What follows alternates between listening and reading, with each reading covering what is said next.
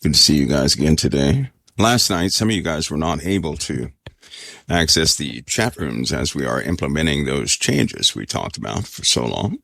We're going to get everybody in there, making sure that some of the new code does not permit breaching of any type. We had it open in several ways last time. We took that down. We are enhancing security for your sakes, so that you guys we don't want the data here trackable, added to anybody's algorithm, any of those things. Not to mention, it's not like you have to, it's 100% in hidden or anything. Somebody wants to see what we're saying, they can join the chat rooms likewise.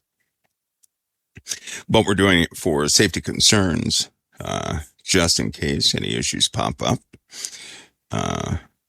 To keep everybody safe. Also, the moderators have to have absolute control over what happens in the chat rooms. And so they have an expansive set of controls to do what they need to implement, right? And they're level-headed, so I'm sure that nobody will act out of emotional reasons. But as far as our policies will dictate, we will have a new set of policies for the COT chat, as it will be very immersive, you could say. And second, you remember you guys were discussing something about PayPal policies. I looked into that and actually spoke with PayPal extensively. Here's what's happening. You might want to know this. With any financial institution, as of a few days ago, because the campaign year is up, right? They're campaigning. They're going to be talking politics and everything else.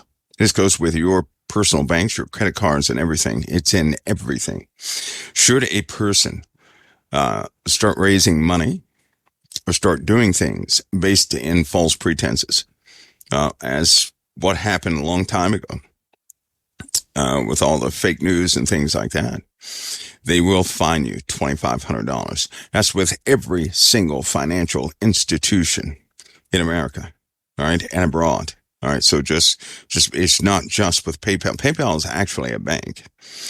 That stipulation with the bank as part of their policies, and that goes for every single financial institution. So if people start speaking a bunch of fake political things, right, they're going to be fined for it. That's what that's for. That's exactly what that's for. Because, of course, a bank is not going to track what you're saying. But if you raise money with a bank, right, then your disclosure of what you're raising money for has to be notated with that bank. And so that's what they're going by. And there will be some people, they can't say everything they want to say. If they find out it's false, well, then they're going to be like Joe Biden came out and said something that was false, and it was immediately handled, right? It was. He said something that was not quite right the other day. And there was some repercussions for that, right? It will expand, no doubt, right? Think of it as a pilot program. And it's part of this open society stuff where you just can't make up anything. They will research everything being said, especially in this political field. Why? Because death came about last time. You guys may not know this, but a lot of people have died because of political reasons, directly related to political reasons. You may not know this, but there are crazy people out there. People who wait for the chance to destroy another person mortally by the political statements of others, right? They're driven by darkness. This is a very dark entity that's driving this whole thing. Some of the people you may call them crazy, call them whatever you want to, but it has turned deadly. At least 6,000 people have died because of political statements. And at least, 70 or 80,000 people have been jailed because of their involvement with that. And they are looking for more. Believe me when I tell you that agencies are combing through everything everybody says. And if they start to relate it back to some violence, people are going to start being held. It's turning serious in that respect. And this is going to fall on the shoulders of people just like me, and others who would dare talk about Christ and how he is the only way, the truth, and the life.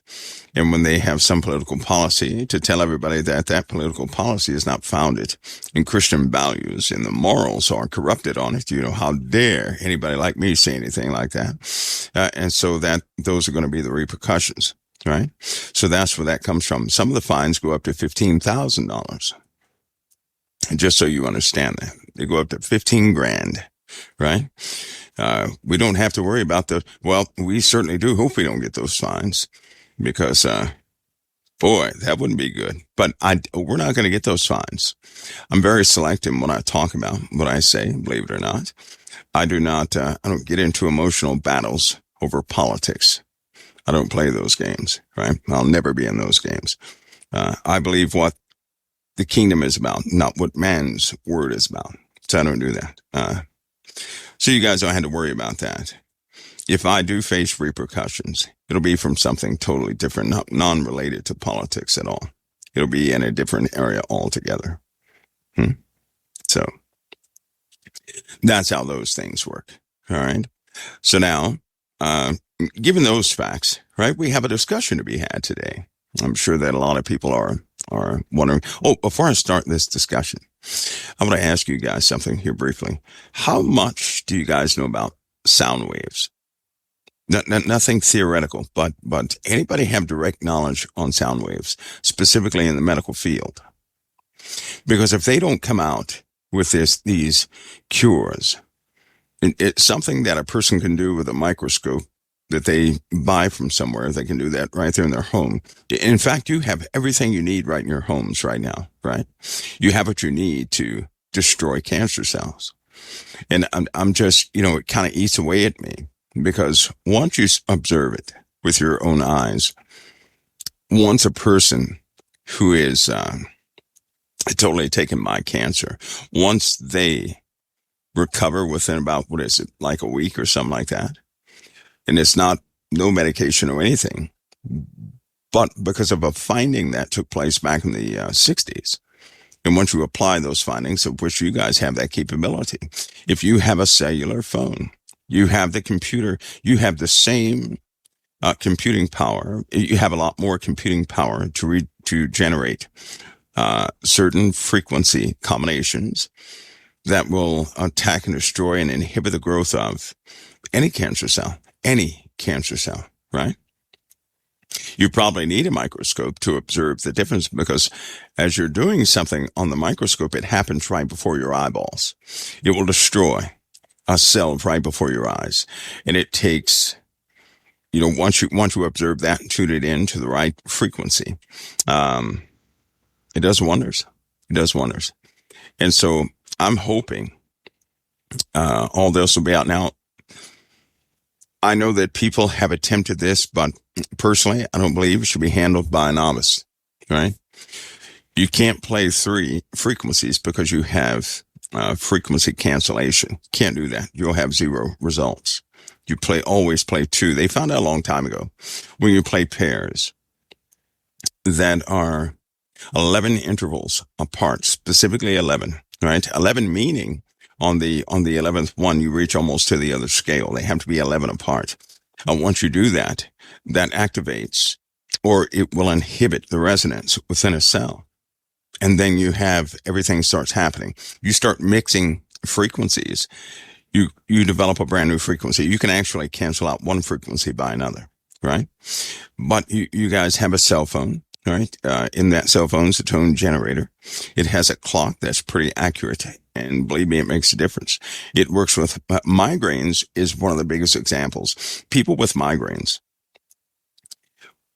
when they do something with their cell phones, the migraines stop within about 30 to 40 seconds. They just stop.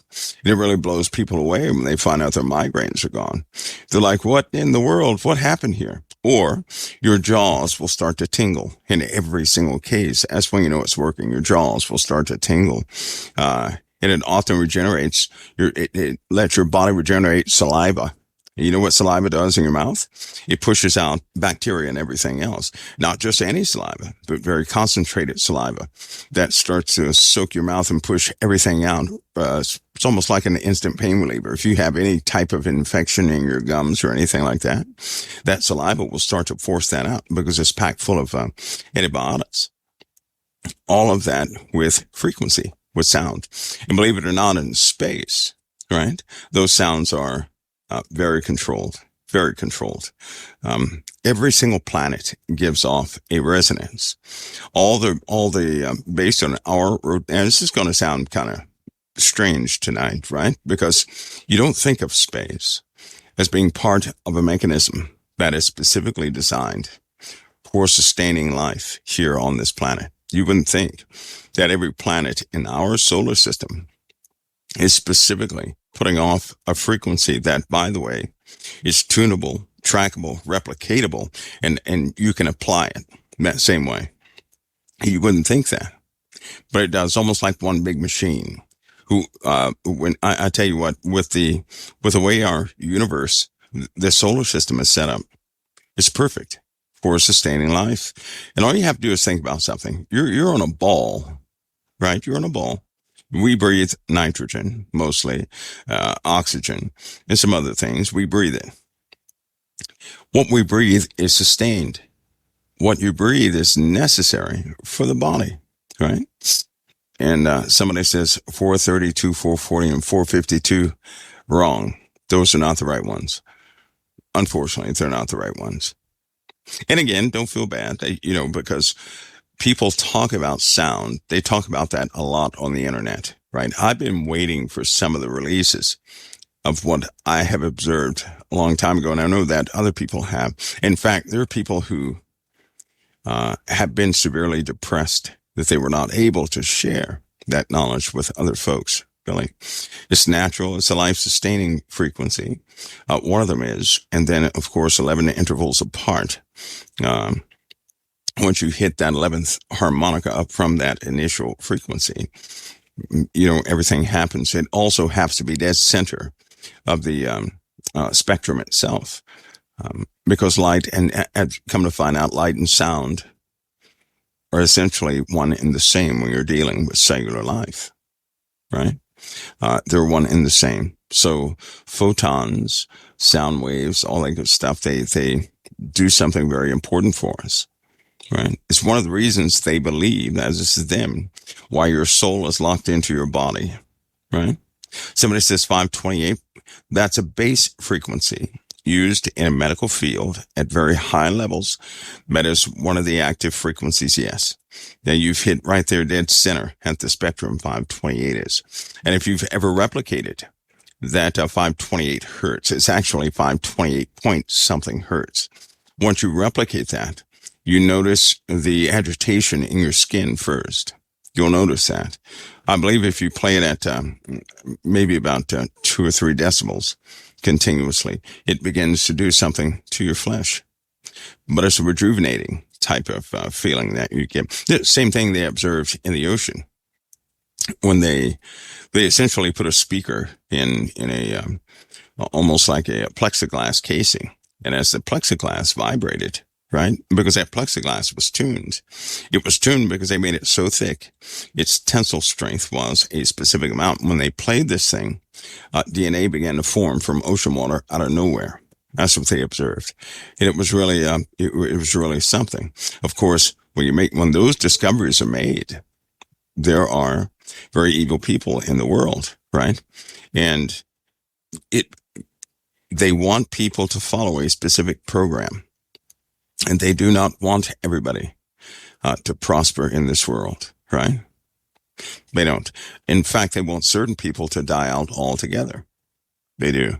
And it just so happens that there are certain genetics within the races. That's what they're after. For example, they're not, when they're looking at a specific race, say like Native American, they don't want all Native Americans to die.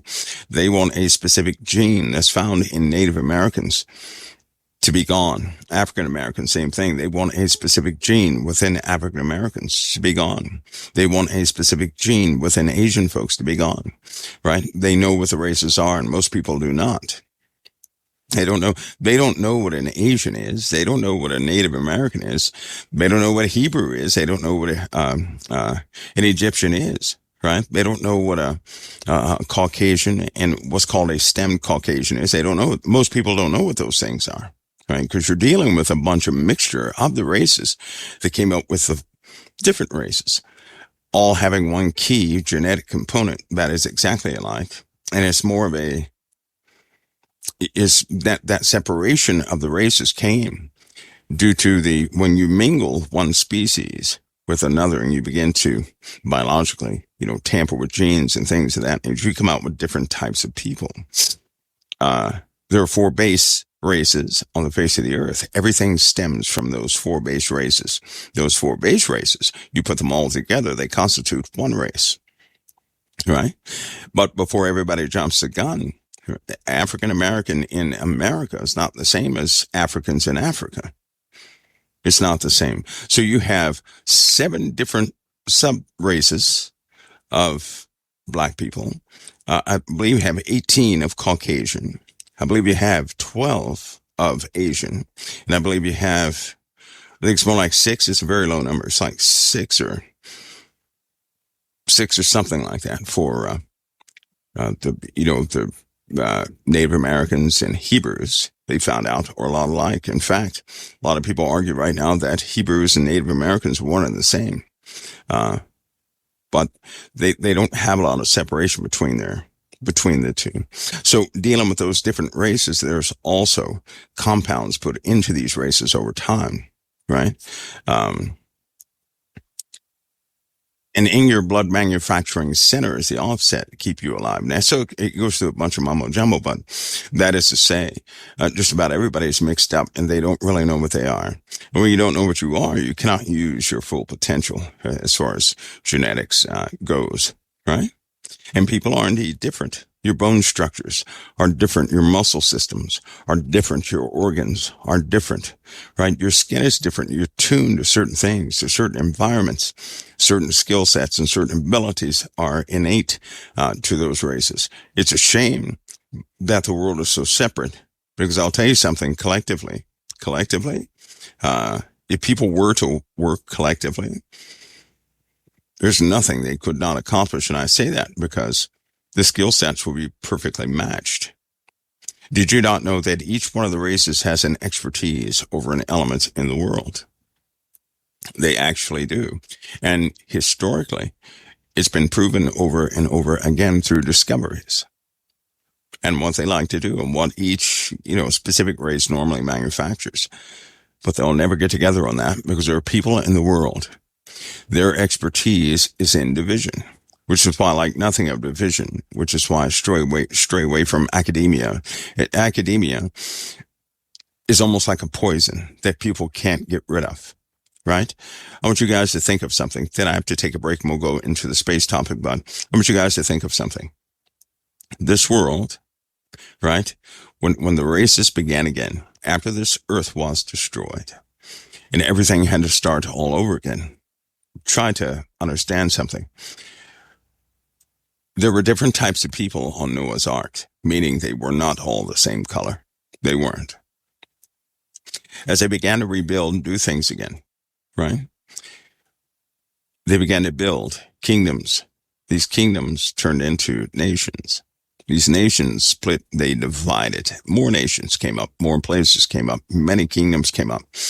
And then they educated people inside the kingdoms for the sake of the kingdom, right? Everything they teach at school is to advance the nation you're part of. That's what they teach in schools, right? So then education, etiquette, and all these things are created by mankind, for mankind. People thought it necessary to educate certain people so they could help build these kingdoms, right? Because think of it this way. If you developed something at home and you had 3 children, right? If you die, Everything you invested in what you created dies with you. So how do you keep that going so that your children can finish what you did not? You educate them on what you built. You show them all the ins and outs. You educate them. And then they grow up. They're educated on what you built. They add their, intellect and skill sets to it. And they, in turn, educate their children to carry on from there. Well, before you know it, an entire empire is built. Why? Because you trained your children to continue the work you could not continue to work with, right? Why do you think people seek longevity? Because they don't want to pass on what they have invested their entire lives into, right, to their children so much. They want to continue on with their building, with their nation building, with their kingdom building, and everything else. Education is a big part of that. It became a staple. You have to educate people to get them to complete what you started. Psychologically, you get them to believe in what you started. And so you base education around a certain ideology, and every single generation that pops up and is trained, they're trained in what the first guy put forth and started building. This is why academia is like a poison, because the smartest person in the world is actually not the smartest person in the world. It's a person that knows all about what humanity has built, right? They may be smart in engineering, in computers. That doesn't make the guy a genius, because they may know nothing about plant life and what you can and cannot eat in the wild. They may know nothing about being in tune with animals and being able to read the body language of animals, which makes them very dumb, actually, doesn't it? It only makes them smart because of all this man-made stuff. You take away everything man ever created, right? Is that person so smart? No, they're not. They're going to be useless, aren't they? They're going to be useless. And see, academia teaches people how to interpret the world based on men's concepts. Nothing else, based on men's concepts. Let me ask you this. When you're reading the Word of God, why is it so difficult for people to receive the Word spiritually? It's not enough for them, is it? It's not enough to intuitively have an answer, right? They want to be able to articulate that answer, to own that answer, to break that answer down, to make it match in the world of academia. That doesn't work spiritually, right? It doesn't work spiritually. And when all this stuff is undone, when it's all undone, when it's all gone, then and only then are people going to really begin to absorb what was real or not. Okay, somebody had a question that they wanted to ask me. Somebody had a question. Somebody says, you're losing me? No, don't be lost. In this world look around you, everything around you, humanity has built. Humanity has designed. Humanity has improved upon, right? Everything. And everything we're teaching our children is for what? So that they can continue to build what somebody else started before them. That's very important to see. This distinction between God's kingdom and this reality that we live in is very important for people to see, that you do not mix the two. There are children right now who don't know the difference. They don't know the difference. They look at all this around them and they think God did it. That's what they think, right? They do. You start talking about money and the economy and people act like God did it. He didn't do that. Man did that. Mankind did that, right? So it's very important to know that distinction. You're in this world, not of this world, right? That's why, back to academia, that's why I kind of shy away from academia. Academia spawns an ego and pride. And I've got multiple degrees, but I would consider myself as dumb as a bucket of rocks. I would. But you know why? Because what truly makes a person smart is when they can align themselves with the Father and be in that accomplished way that the Lord approves of, not what man approves of, not the standard that man has given us.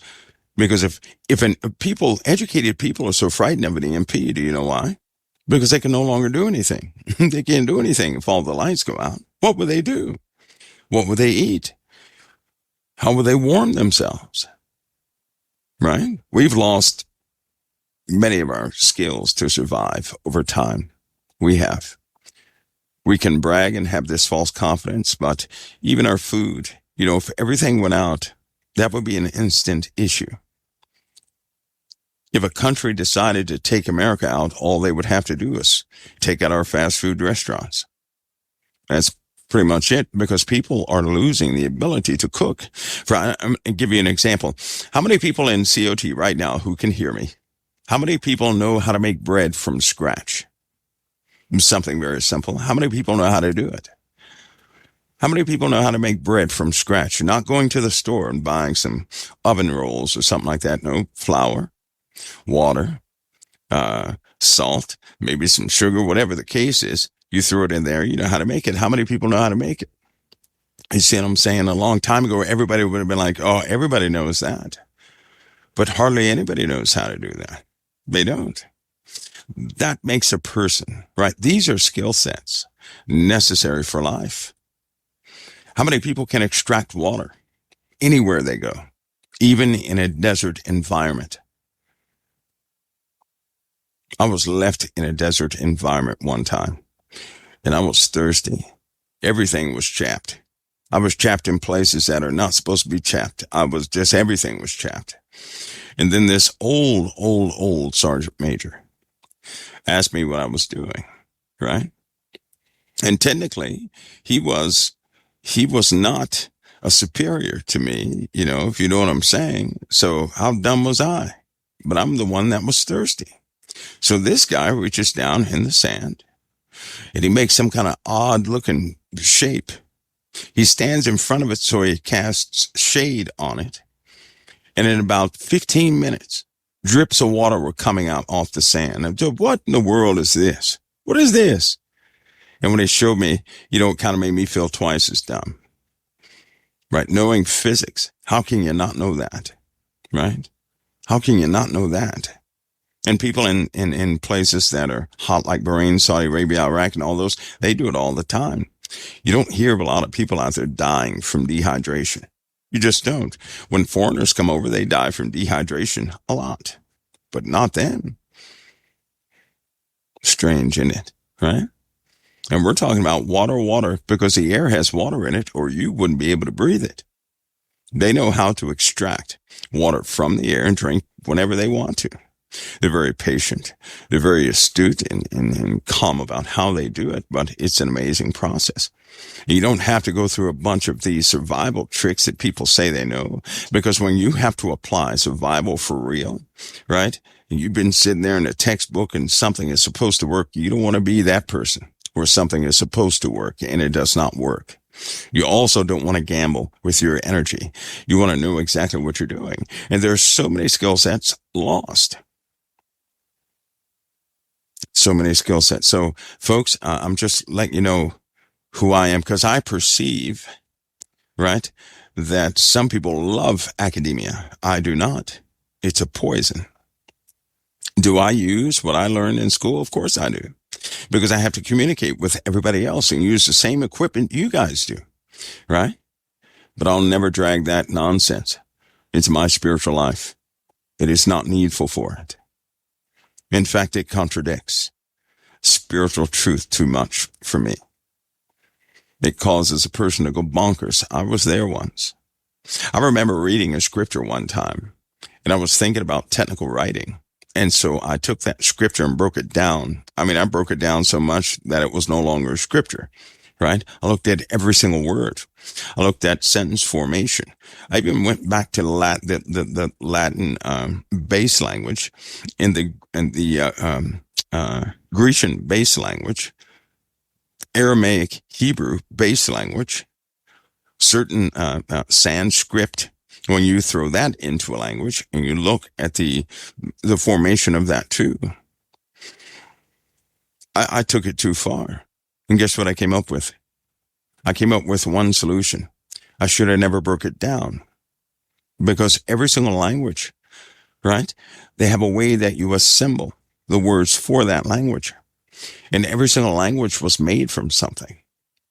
Remember one time I told you guys that the English language was formed from incantations.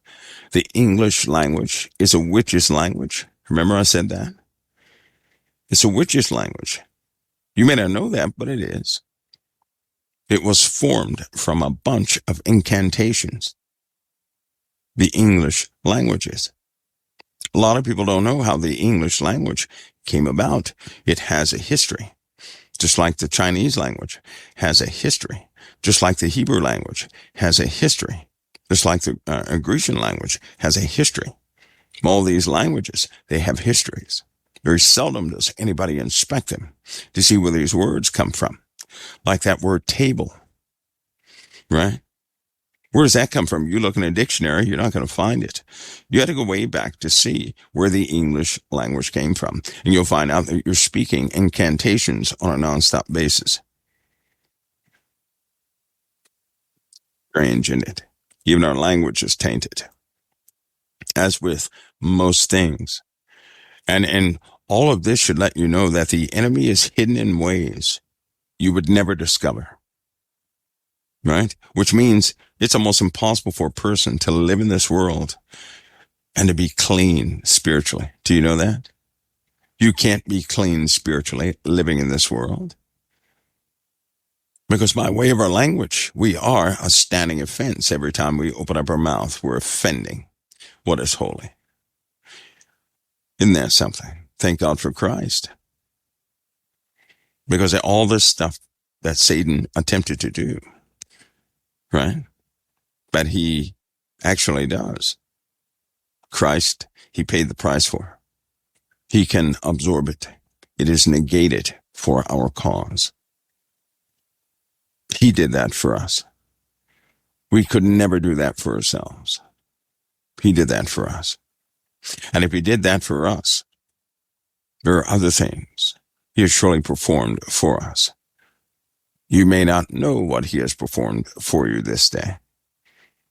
You may be left with what you see with your eyes. But there are so many things that we did not see and don't know about. So many things we boast about that are good, which are actually very destructive. And all these things we don't know, which makes the person of Christ a very important figure in our lives. And without Christ, there is and can be no salvation. That means no other religion will do it for you. See how the more you know, the more you're accountable for, the more you're going to have weights on your shoulders because you understand even the wording that you're using is an offense to holiness, which makes us somewhat like foolish children, right? It does. When we are foolish, when we become pious and brag about what we know and begin to utilize strange, unknown methods, even to us, to extract a spiritual truth. Wouldn't that be dangerous? How many of you would go out and grab Harry Potter's wand to extract the truth from the Bible? To me, that's akin to academia, utilizing academia to extract the truth of Scripture. That's what it's akin to.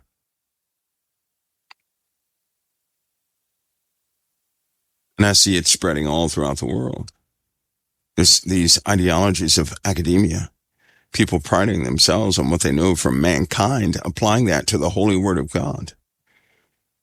I see it all the time. Satan leaves a footprint of confusion.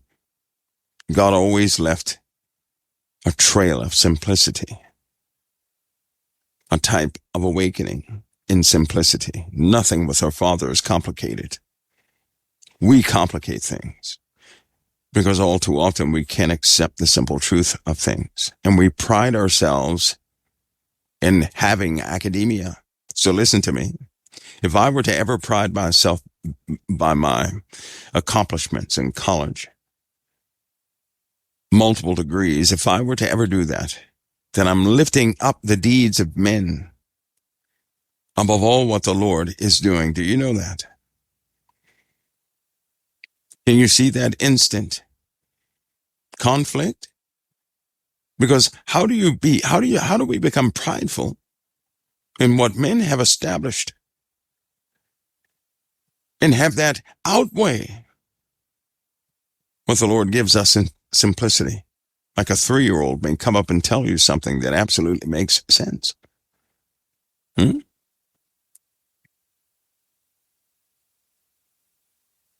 It This is just a recheck of where we are, especially before we have a conversation that is steeped in academia. Because what we know of space, you have to use terms everybody's familiar with.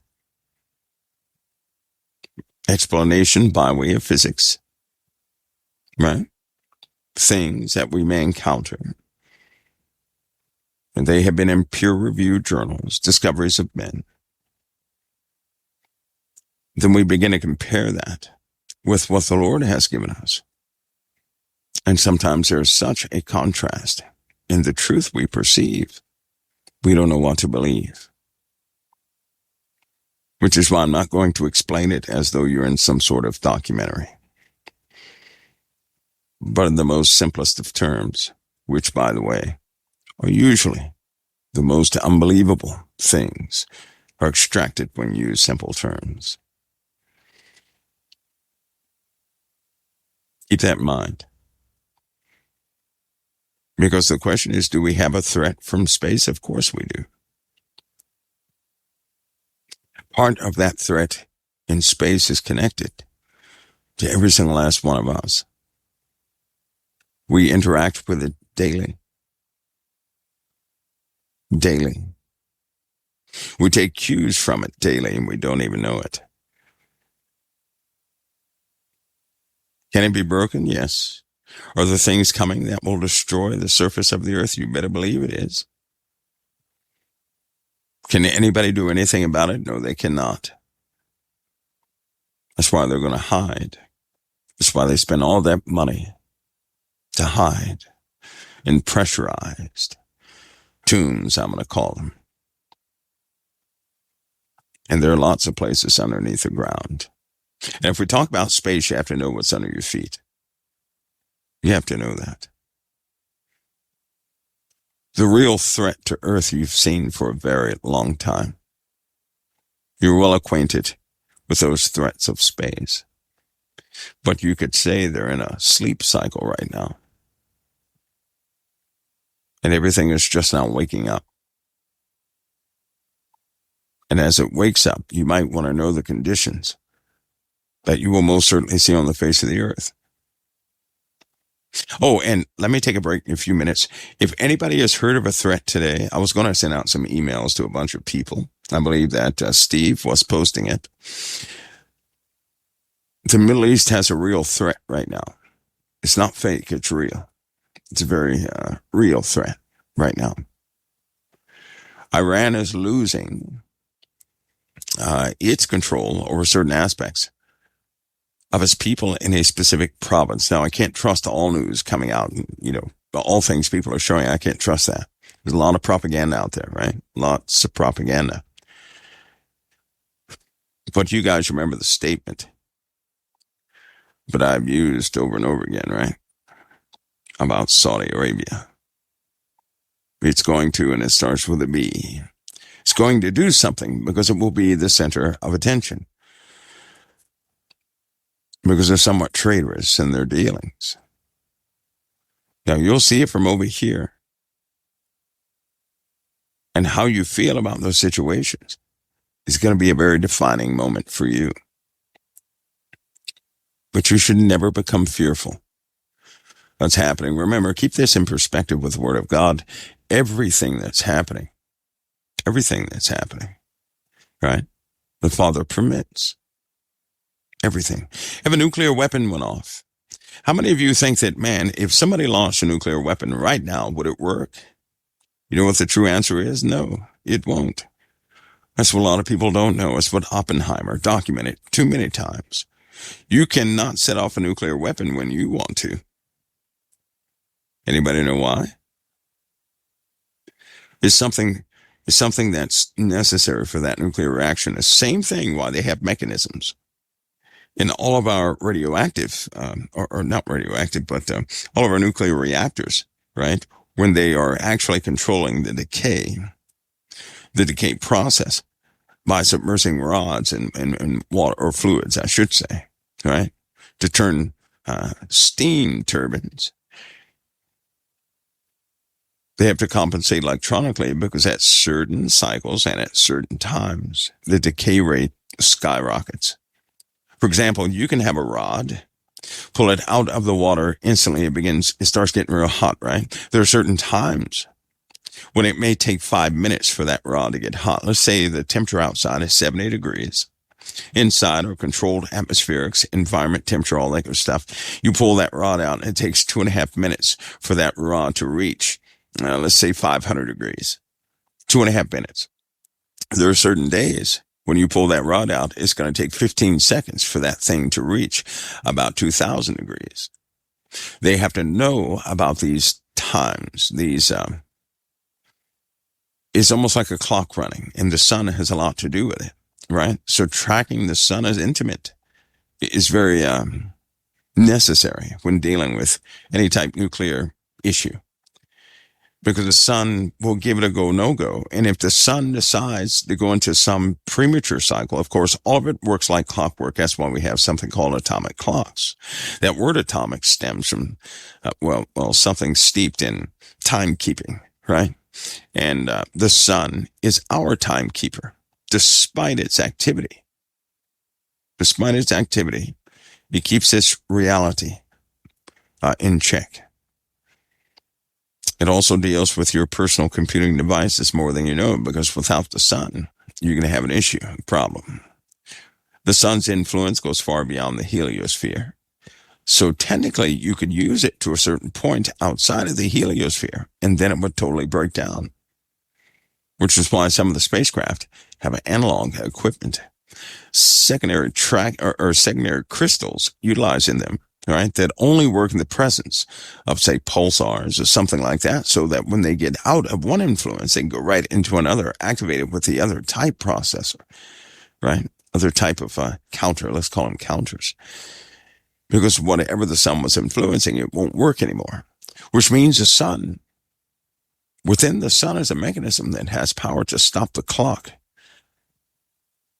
in all microchips. And it's not an EMP. Do you know what would happen if the clock in your microchip stopped? Because crystals would no longer have their timekeeping abilities. Radiation, carbon, when they do carbon counts, right? And they're checking decay rates and all this. The decay rates will change with the sun. Figures could be ballooned, right? They could be totally collapsed. The sun is the constant element in most of our computing, all of our communications. It is that constant element, and without it, it's not going to work too well. Which raises another question. If our electronics will begin to break down without the sun's influence, then how far can they really get in space? And what are they actually using? Well, if you can seriously entertain that question, then you'll have one of the reasons for any type of surfacing of certain objects, things of that nature. If the sun is vital for these types of components, these types of frameworks that we have built called electronics, then many things would be around the sun for the sake of making those components. Wouldn't they? They wouldn't do too well outside that influence, because you're dealing with a new set of properties and everything else.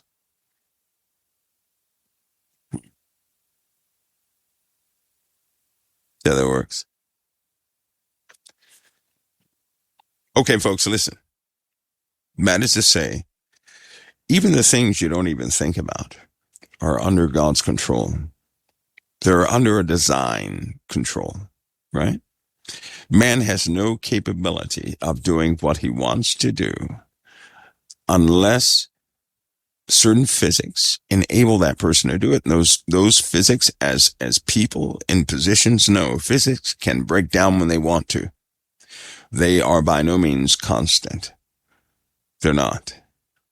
Things have gone haywire over the course of years that it shouldn't have gone haywire. This is our Father's world. Satan may be the prince of the air, the ultimate influencer of all these kingdoms. But this is our Father's world. And what he promised, well, it's not going to pass us, right? It's not going to pass us.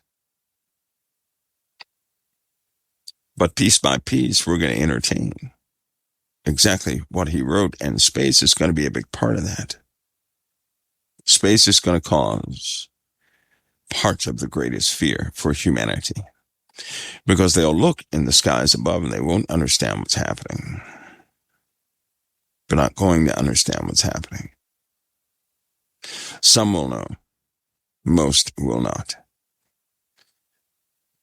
And then all the experts are going to come out and explain it away. And then the unbelievable will take place. Remember in the Bible when it says people are really going to have fear at looking after those things which are coming upon the earth. Well, if we were to go over a list of what people won't be afraid of, one of them is a meteor impact. Nobody cares. If 1,000 UFOs flew overhead, nobody cares. I'm just letting you know, nobody cares. If a bunch of, creatures came out of the ocean, nobody cares. Nobody cares. What would scare people, right, is something they cannot fight. What would scare people is an absence of what's been keeping everything together for so long. For example, something brutal, right? Like the flood, where people would drown. That would scare people. If people knew they were likely to die by drowning, that would scare people. If you also knew you're likely to die through suffocation and burning, that would scare you too, right? When the elements of war are going to be experienced as far as chemical weapons, that will begin to scare people. When some of the heavier weapons are introduced, that's going to cause a great amount of fear. They can get over the all these other crises, right? They can get over all the other ones. But it's very difficult to get over the fact that our atmosphere is going to be changed. That there's nothing we can do against the alterations that will take place over 3/4 of this planet. That what's been long locked inside will no longer be locked inside. And it's by way of the heavens, things will be unleashed. Some scientists are scared right now because they said that there are bacteria that have been dormant for millions of years. And every single time the ice melts, they wake back up and they are indeed alive. They're alive again. Some scientists are worried at the sheer volume of the ice melt. You see an iceberg on top, you see the top of it, you don't see the bottom, right? Where the bottom may have had 1,200 feet of solid ice, there may be only, 50 feet left.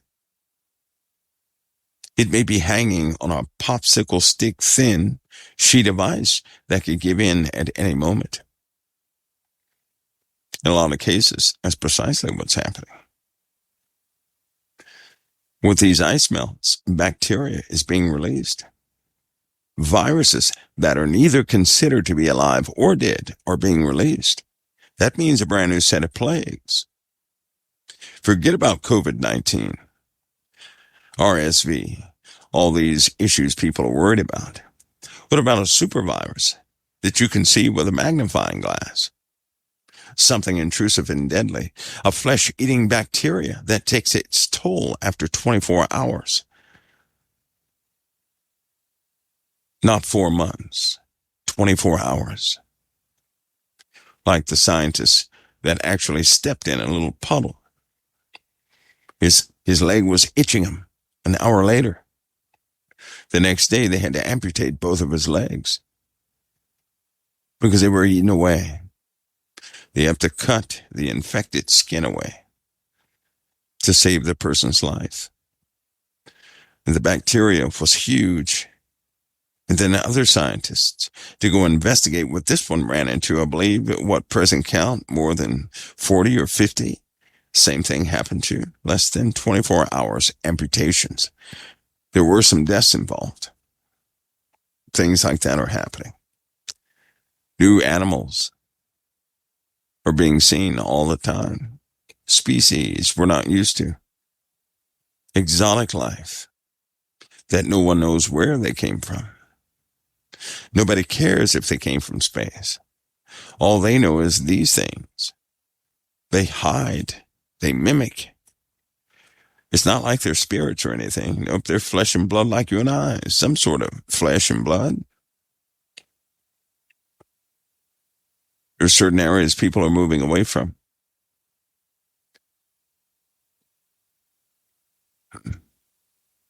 There are lots of things in the unseen world that are waking up right now. And in sync with that, you're going to see mankind totally go out of its way. There's a real problem in the Middle East. But I seriously doubt that anybody is going to react to it until a massive amount of lives are lost. I give it a window of time, and that exact scenario I just named will happen. A massive amount of people are about to lose their lives because they're going to underestimate the threat as being some sort of repetitious or some ploy, something of that nature, not understanding the complexities behind it and the coordination worldwide.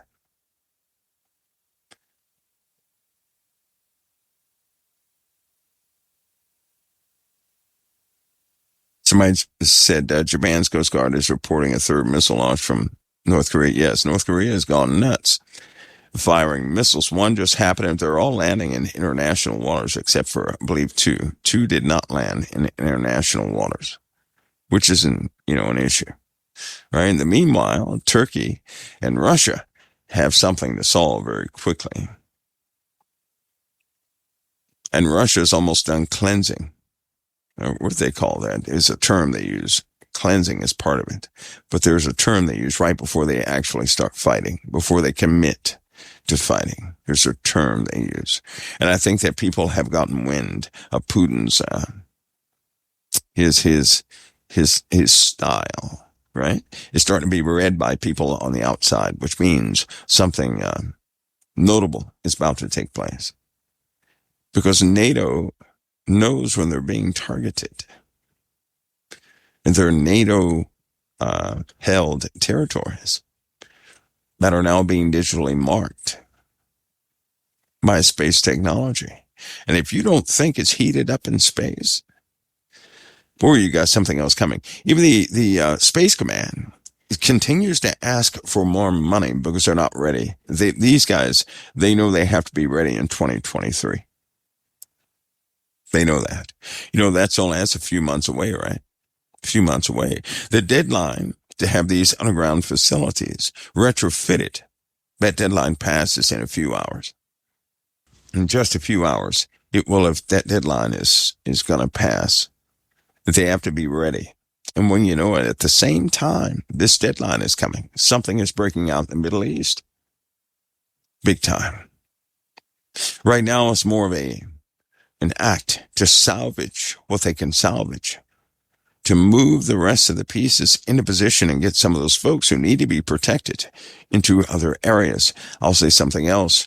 Anybody who's on the political front right now, they're going to be people of no interest here shortly. I'll explain that when I get back. Boy, we have some things to go over. I'll be right back in just a few minutes right here at COT, everybody. Okay, you guys, I'm back again.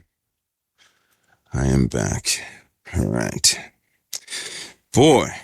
All right, guys, as I talk, as I discuss, all right, we're going to have, you guys can throw in a question here or there, but I'm going to break something down very easy for you so you can see it. First of all, Earth and space. How many people have been to space? Not too many?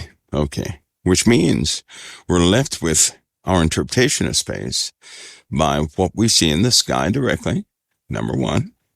right? Looking up from the surface of the earth into the sky, which, by the way, I like to do. Right? So you could say my head is in the clouds to a degree, but also not only that, but our perspective based on books, based on what other people have published, right? So let me ask you this question. How many of you actually, you trust the books you have read concerning space? Or how many would say they know a lot about space? I can tell you right now, I thought I knew a lot about space, right? But I really don't know a lot about space. There are a lot of folks who know a lot about space based on what is printed. But so let's get this established. You guys know what a theory is, right? A theory. A theory is an educated guess, and that educated guess is given by someone who is well established in the scientific world. Okay, so that means their guesses, as far as science goes, is based on their performance, is based on their work ethic and integrity, their efforts, and other things. That's what that is, right? So we basically know space by what we have seen ourselves and through reading what other people have published, and by way of the interpretation given to us by those in space stations, those who have gone on certain spacecraft. The first trips to space were very interesting, but now they're a phenomena that people are very used to because they've been explained to them what's happening, right? Most astronauts have there's a gag order to a degree in certain areas. They have code names for lots of things. A strange star, for example, that does not mean they're looking at a star. That's not what that means. That means they've had a passage of a hot object is what that means. There are other words that they use where they say, something got close to us. If they think it's alive, a biological life form, sometimes they actually use that word critter, right? Amongst themselves. If they start snapping pictures, and is pointed in a direction away from, for example, like the cameras on the ISSR, they can't quite get it with the ISS cameras. They'll do it with a personal device up in the observation platform on the ISS, and they'll pull down all the little, all the shields off the windows and start looking through and take pictures. And they've taken pictures of some big things and small things and things that pass right through the ISS, seemingly uninhibited by any solid surface. Can you imagine that? It'd be like a car riding through your car, but you can see every aspect of the car. And then you say, well, what was that? Everybody says, well, don't worry about it. But you can't do anything about it, right? Can't do anything about it. Also, anything that goes into space has to be accompanied. It has to have an escort. Do you guys know that? Something is often with it, right? Often. I think that's why Elon he's ripped, he's torn. Because imagine, right? If in order to go to space, you had to have authorization, not from world governments, no, not from that. You had to have permission by something else, or it would most certainly fail. You had to have a rite of passage to go into space, right? So even if a person had all the money in the world, it does not guarantee them that rite of passage.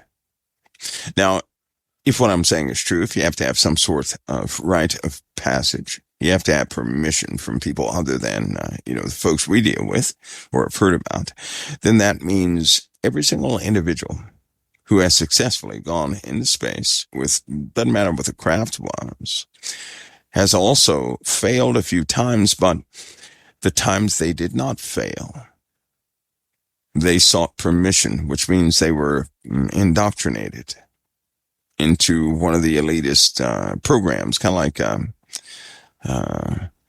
the program at several ranches within the USA and Canada. And so they have a right to be there, right? So mission patches and names of ships and all that, it means something. It means a whole lot.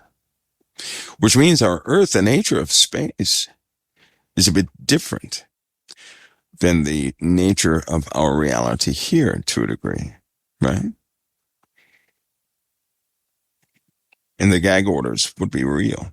And it would be important to push certain paradigms because things don't follow physics as we know them. You'll also notice they only talk about things you can observe from the surface. So here it is. If you're standing outside, you look up into the Arizona sky in a part of the desert where no lights are, so you really get a good view. Or if you're in Alaska or somewhere like that, you start looking up, you'll see stuff all over the sky, stuff moving, jumping, and of course, the natural explanation is satellites. But what if it were? What if it were you're seeing part of the real nature of space itself, which is by no means as empty as we think it is, right? And it is. It's kind of like in the daytime, you look up, what do you see? What do you see in the daytime? You may see the moon.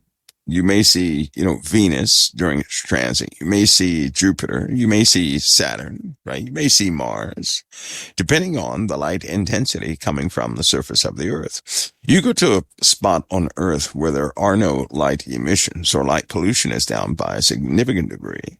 You start to see everything up there. Satellites floating by, other things that you can't explain on a continuous basis. You begin to realize that space is governed. There's a different type of air traffic control taking place in space for good reason. Okay? You would also find out that because there is no empty spot in the sky you can actually look at, there'd be hardly, if no, discernment of constellations while you're out there. You would also see a host of, something that looks like, can you imagine seeing a piece of a pyramid? You know how the pyramids are, right? They're kind of broken down things. Imagine if you saw something similar to that in space. Well, that change your mind, wouldn't it? That would just mess you up, wouldn't it?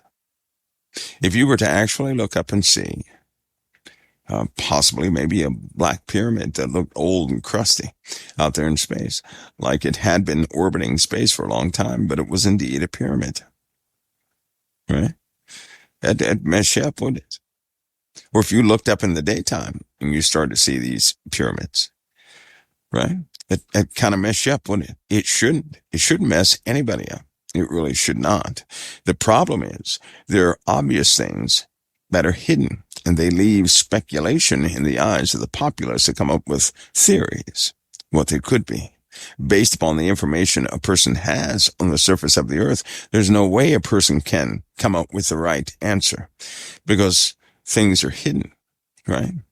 I mean, by the way, these ruins that we have in the Earth, all these rocks and formations, they're just, some sort of temple or something like that, right? But what if they were mirrored? And what I'm saying is space is clouded with our junk, first of all. Then we go out to the radiation belts, which all is part of Earth. It is. And it's junked up with a bunch of stuff, plus radiation. We go out a little bit more right when we hit the magnetosphere. Just in case you didn't know, the magnetosphere is way out there. It's way out there. And outside of it, the troubles are. The magnetosphere keeps everything inside of it pretty safe. It's like a shield, but not so much forget about radiation. Think of it as a natural shield, but electromagnetic energy cannot just penetrate when it wants to. Which means if you could ever get close enough to look past the Van Allen belts without any distortion from space, you'd probably see everything you didn't want to see. Which is why you go find any picture of space, a picture they took in space, you're going to notice very deep, deep, deep blacks in that picture. You're going to notice that most of the stars are missing, except the ones that have been explained here on the surface of the Earth. You're going to notice small, subtle changes In other words, they've been scrubbed. Half the information on that picture, whatever it is, has been taken out. Taken out. In fact, they say a picture from an 11 or 10 pixel camera, right? Your average size of a 10 pixel camera, that picture's, it can't go over, 10 gigabytes, can it? It could if you were in space, because it'd be information on just about every single pixel. Imagine seeing that. It will be blinding, wouldn't it? Not as black as you think. Most people think, oh, it's dark and it's black and you hardly see anything. No, it isn't. It's not black. It's not some empty void either. It's full of stuff. But the atmosphere is filter out certain types of light, right? Like the moon. Most people look at the moon from Earth and they say, well, the moon is lifeless. There's no color in the moon. The moon is full of color. Full of reds and full of greens and full of blues and purples and oranges, full of turquoise and more blue, right? Lots of these deep maroon colors.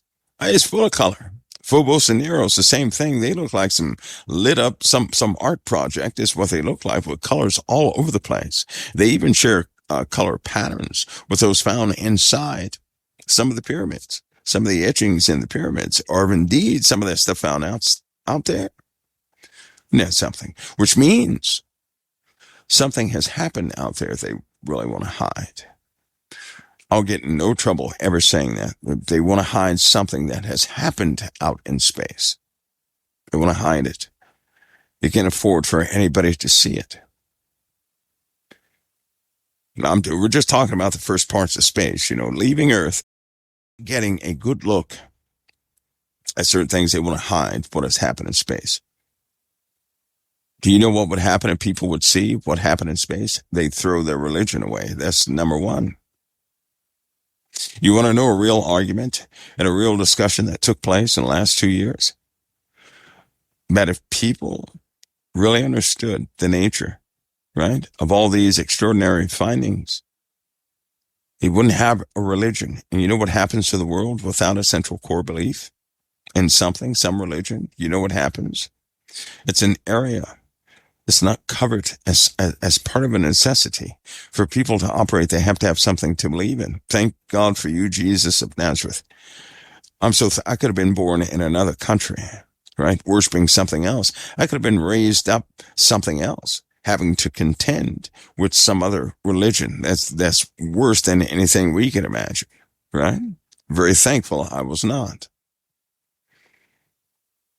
Because to see something like that, which everybody will soon see, let's put it this way, some of the shielding that blocks out your perspective of space is going to be gone.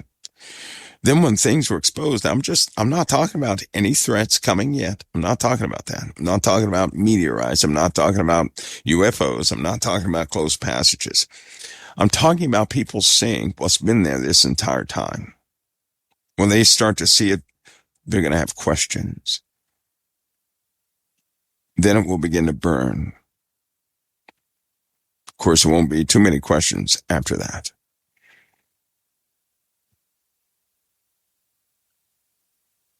But for a brief period, people will see ruins orbiting this planet. Imagine that. Ruins. Like you see a Roman building up there or something like that. Those type of ruins, right? Things that look like they belong in a garden. Those type of ruins. Ruins. How'd they get up there? Because something happened out there. Something not far-fetched. Something very close to home, but it happened out there. And if it happened out there, evolution would be thrown out of the window. And if you throw evolution out, then people who know about evolution are going to start to doubt the foundation of their very existence. Why do you think it's so important they get people to watch these ghost shows? Because that's the alternative. They're already setting people up with an alternative to fall back on. Already. So they won't have to explain, but people can come up with some sort of a story themselves. And the folks who have knowledge of this are going to be the most frightened. But the atmospheres no longer do what they have long done, which is to filter out certain types of light. You guys are going to have lots of questions. There will be a shaking. Remember what we read yesterday? Everything will be shaken. So only that which cannot be shaken will stand. That's a necessary step as part of this closure at the end of these days. That's a very necessary step. Why? Because we hold things that aren't real very close to our hearts. We actually believe in things that are false. We do. We believe in things that are false, things that only God can remove from us. And all of us should realize by now that if we hold something we think is true and we have invested our time in it, we're going to fight to keep it true. And it will take God to prove us wrong on that issue.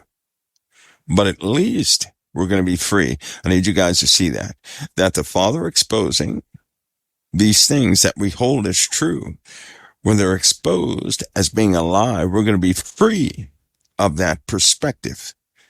Because we can often get ourselves locked into a mindset where we start to defend lies, defending a lie.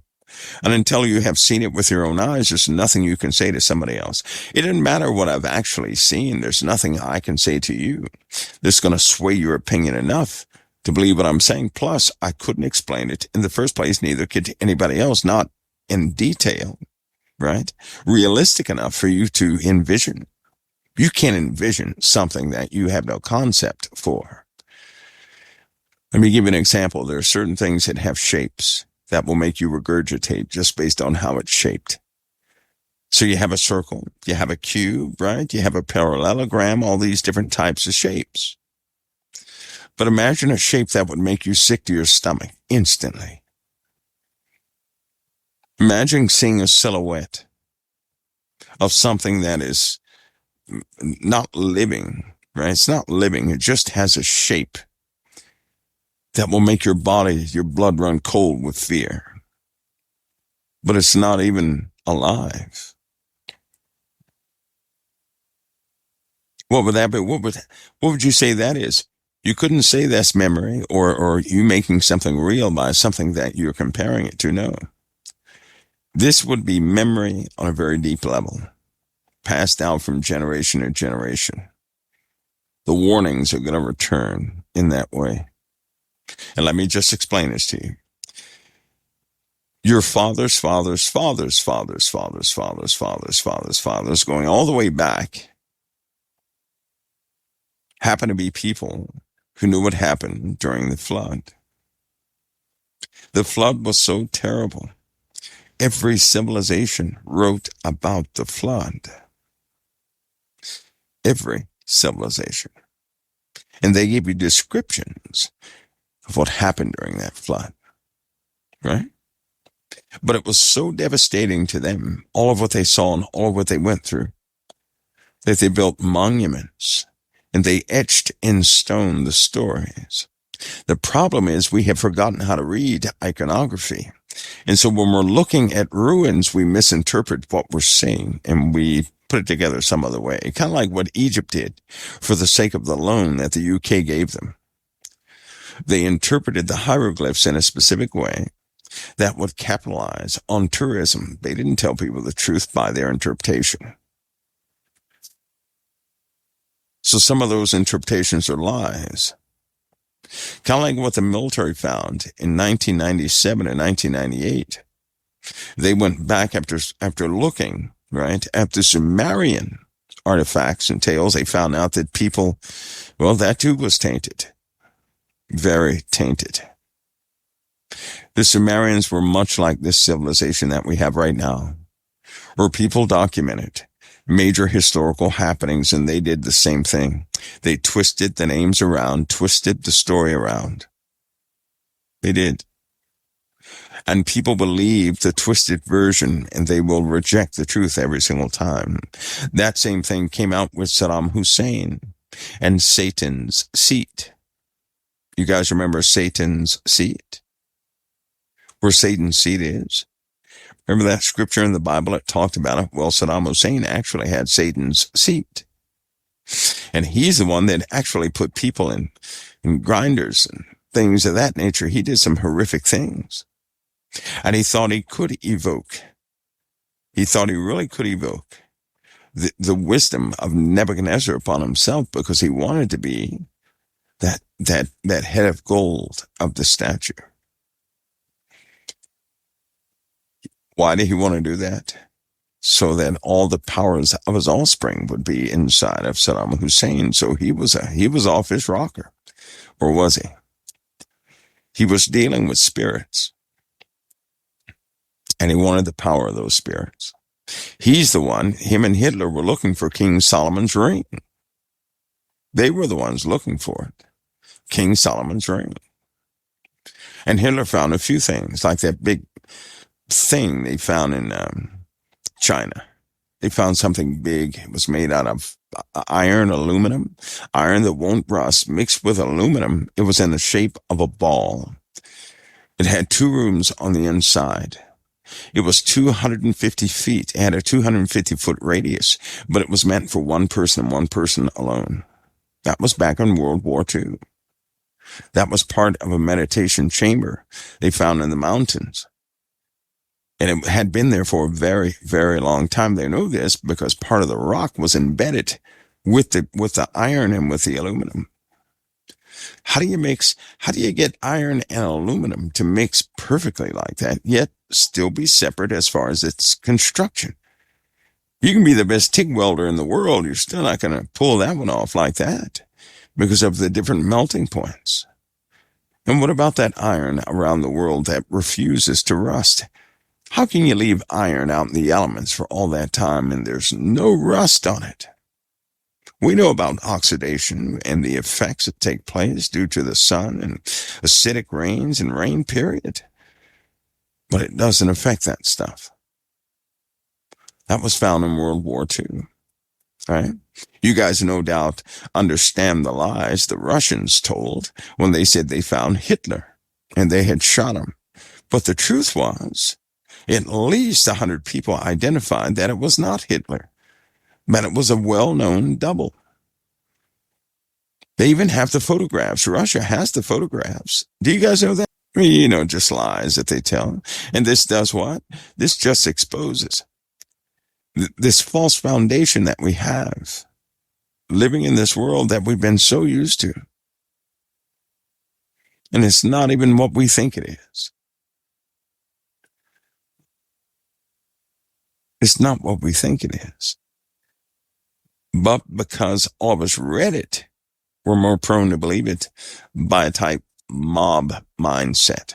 You get enough people that believe in one thing, then to those people it becomes true. If that number grows, it becomes a fact in the minds of many. Period. Most things like that are on the face of the earth are just like that. They're historical figures. All of you know of, but 2 of them are not real. They're not real. That was a made-up thing that happened in, I believe it was 1921, right around the Great Depression. 2 false figures were made up then. They're not real. All of you know them, but they're not real. They never existed. Space is kind of like that too. Again, we can observe space from the ground here. Most things are filtered out by the atmosphere, even at nighttime. When you get out into space, there is not a spot in space you can look at that's empty. Again, if you had a 10 megapixel camera and you took a photograph, every single pixel would have a dot in it or a host of dots. That's a lot of stuff. That's a lot of volume out there in space. It does not look anything like the movies. That's why they filter pictures. Remember the pictures they took of the Earth from the moon and how they spliced 2 individual pictures together, made one black and white, one in color. The moon is always in black and white. They always block out the shadows left by these big giant towers and everything else. We get around to 2020 and they start, they were putting out a certain type telescope. And during solar eclipses, you can capture details on the moon that you can catch at no other time. And while everybody was running to the eclipse, you had several people who were pointed right direct. They were looking at the moon and the moon only. And they picked up some pretty wild things, right? So as it turns out, one of the nut jobs, I thought it was a nut at first. I did. I have to admit it. There's a guy that came out, and I thought this guy was a Looney Tune. I honestly thought he had lost it. But he used to always talk about these big glass domes and radar dishes and all this stuff that was on the moon. I was like, this guy lost it, right? If that existed, somebody would have seen that with a telescope or something like that. But he wasn't. And those ruins match what's here on the surface of the earth. And right now we're in a very different time. We're in a time where things wake up. Things are both exposed and wake up. Remember what the Lord said, that all these secrets, all these things that were secret, they're not going to be secret. They won't. They're going to be fully disclosed. He even said that most of these secrets that men keep, they would keep until a specific time. Then they'd open them up. They want maximum impact from these things. Because when you begin to learn about these things and all of it's known, it's going to blow you away. It's going to mess you up. It's going to blow you away.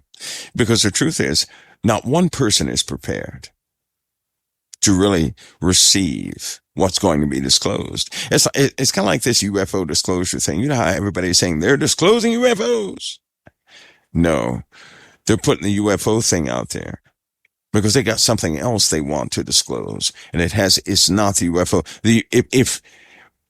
Let me try to turn it into a ratio. The UFO disclosure seems like it's going to be a big deal, right? It won't, but they need people to be comfortable with that so that the other disclosure won't kill them while they're standing on their feet.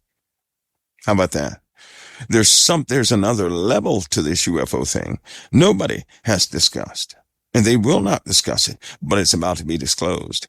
And it's important that they gauge the public with this UFO thing to see how much of a fanatic people are really going to be, right? How many false things are going to be made up? Because these guys know the truth about what they have discovered. They know the truth. We don't know the truth, right? So they know the truth. They leak out a few things. People start adding their 2 cents. Then they come up with this story. The one thing they don't want is for people who are, if you're at a time, right, where you're prone to believe in fanciful things, naturally you spread a lie. Disney established that. But when you're at a time where you're able to handle something much bigger, right, you never add to what's been put out there because it's no longer a big deal to you. So long as people keep adding lies to this UFO topic, right? Adding all this scientific complexity. They have no science of UFOs. It's kind of like a person. Have you guys ever heard of an expert on spirits? You ever heard of that? You know how people get on TV? Most of you people should be familiar with this by now. They get on television. They get on these shows. They get in books. They get on interviews. They get all over the place. They start explaining how ghosts work, how spirits work. They always say the same thing. Well, in order for a spirit to move an object, it takes a lot of energy. They say that over and over and over and over again, don't they? They say it takes a lot of energy. Now, let me ask you something. The people on television say that, causing everybody else to believe it. But why are all of them saying it when they don't even like each other? And all of them say the same thing. Well, it takes a lot of energy for a spirit to move something. They keep saying that term over and over. Of all the stuff they spew, that one fact they need you to believe. Why? Why would they need anybody to believe that it takes an enormous amount of energy for a spirit to move anything in our reality? Why? Doesn't that decrease spiritual abilities and give a person greater comfort in that small little morsel of a design statement. So people are going to start, when you hear people take comfort in that term, folks, they're going to a new level. And here's their comfort. They'll say, well, spirits don't have that much. They can't harness that much energy. They have to take their energy from stuff that we make. And if they can't get it, they can't manifest. It's important that they have everybody believe that big lie. Why?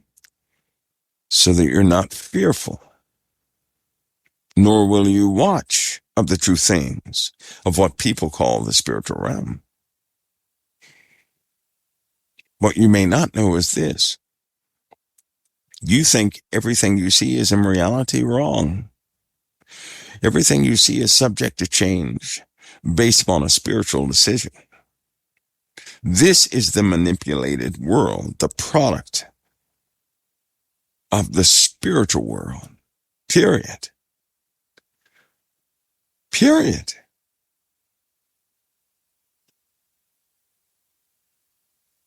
So the spiritual realm, right? Based on what they decree, what they do, whatever that is, we have this reality. That's based in the spiritual realm. That's where it begins. That's where it starts. So any happening that happens in reality, it begins, it originates in the spiritual realm, and it's not the other way around.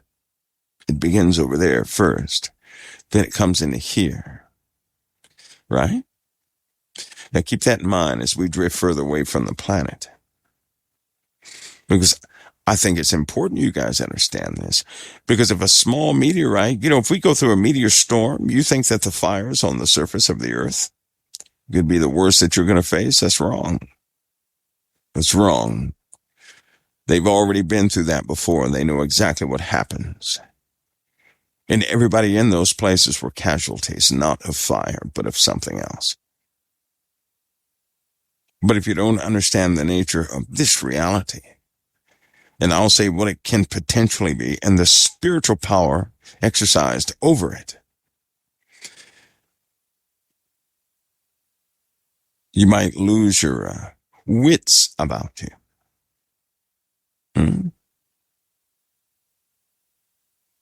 Because confrontations will also come. You're not going to have space-bound issues being free of spiritual problems. Any space-bound issue is going to invite a host of new spiritual problems. They'll always go hand in hand. That's why you had astronauts go up there under vows and they would come back praying. Not because of re-entry. It was always in post reviews they would find out about certain things from these astronauts. Astronauts' lives were changed coming back to this planet. And also they had no interest in going back out there again. That's the funny part, the small fact overlooked. Because they would talk about going out there again. Those who went far enough, they would talk about them going back out there. And you could see it in their eyes. It was almost like they were scared to death to go back. Why? They don't want to be that close again. That's why. They don't want to be that close to having no protection. They just don't. They didn't. They try to warn people. People won't listen to the astronauts that went up there first. Not the ones at the ISS, the ones that went further. It was to the point where people thought it important to make up this tale saying nobody ever went to the moon. That's very important also. Because if nobody went to the moon, they didn't even get that close, which means nobody ever saw anything, which means any story they would have told based upon what they would have seen that far out, nobody would have believed. Do you see that? So the true fact is they don't want anybody to know what anybody encountered that close to something else. The moon is like the barrier. It's like the barrier. It rides the veil, you could say. The moon rides the veil.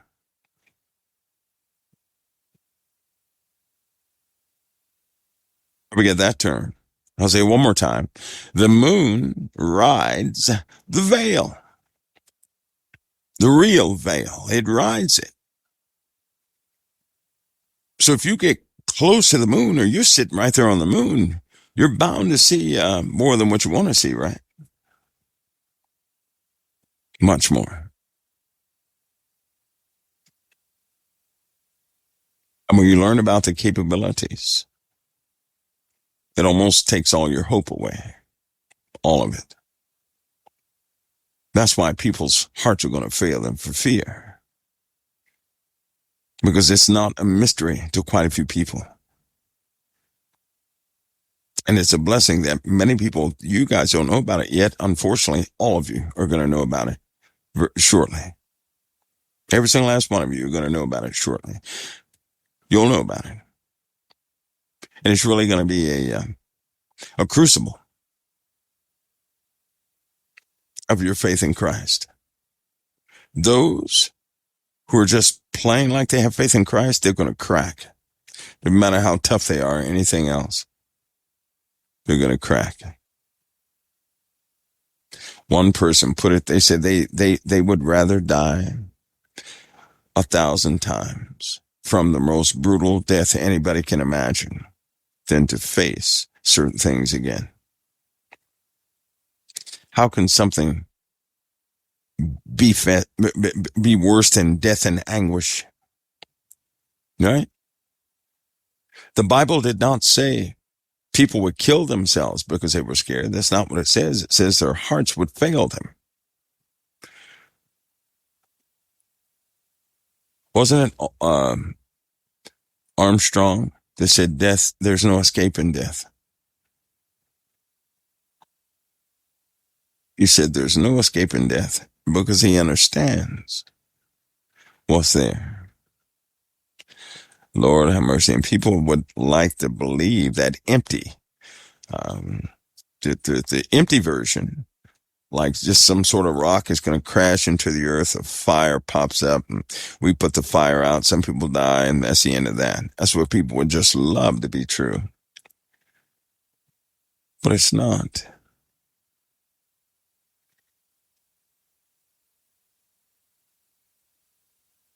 I'm going to take a break. I'll be right back. Right back. And when I come back, I'm going to take a short pause. We got to go out further than the moon, because there are some expectations you might want to be aware of. Listen, you guys are going to entertain some things that the nature of things you may not have thought about. And if you're steeped in what men have told you and you're bound to that and that's it, you're going to have an issue, a problem. It's going to be very, very sad for you. Right? If we have faith, we're not going to worry ourselves about being experts on something we cannot ever observe directly, but to understand that by way of the Word of God, we're going to face some things we might want to get ready for it, right? According to what the Lord gave us, because He already told us why He gave us prophecy. He already told us why He gave us prophecy, right? When I come back, I'm going to take some questions and move on to this topic. We got to hurry too. I'll be right back in just a few minutes, everybody, right here at COT. Now, I want to make this for the record too. I want you guys to know something. This is not just to fill up airways. Okay. That's not what this is for. That is not what this is for. Have you guys ever seen a person walk up on a wild animal and you didn't really expect to walk up on a wild animal that could really hurt you? Did you guys ever see that? Has anybody ever gone through that? There have been so many cases where people thought they would never encounter a mountain lion or something of that nature. And they did. And they were indeed hurt by that animal. And it was a surprise to them, right? But I've also seen people who were aware those animals were around and they were listening. The animal didn't come up on them unaware. They could spot the animal a distance off and they would tell everybody, let's go that way. Well, they'd say, why? Because I think there's something over there moving. And everybody would say, why? And this is just follow me. And then when they get out of the way, then they look through a scope or something in that direction and see a very dangerous animal. That's the difference. When you know, when you're aware of your surroundings, you can put your head in the sand and say, well, I don't want to know about any of it. But I hate to tell everybody this.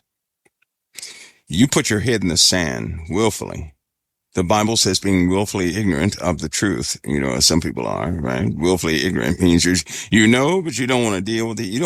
You just want the good story. Don't give me the whole story. Just give me the piece of it.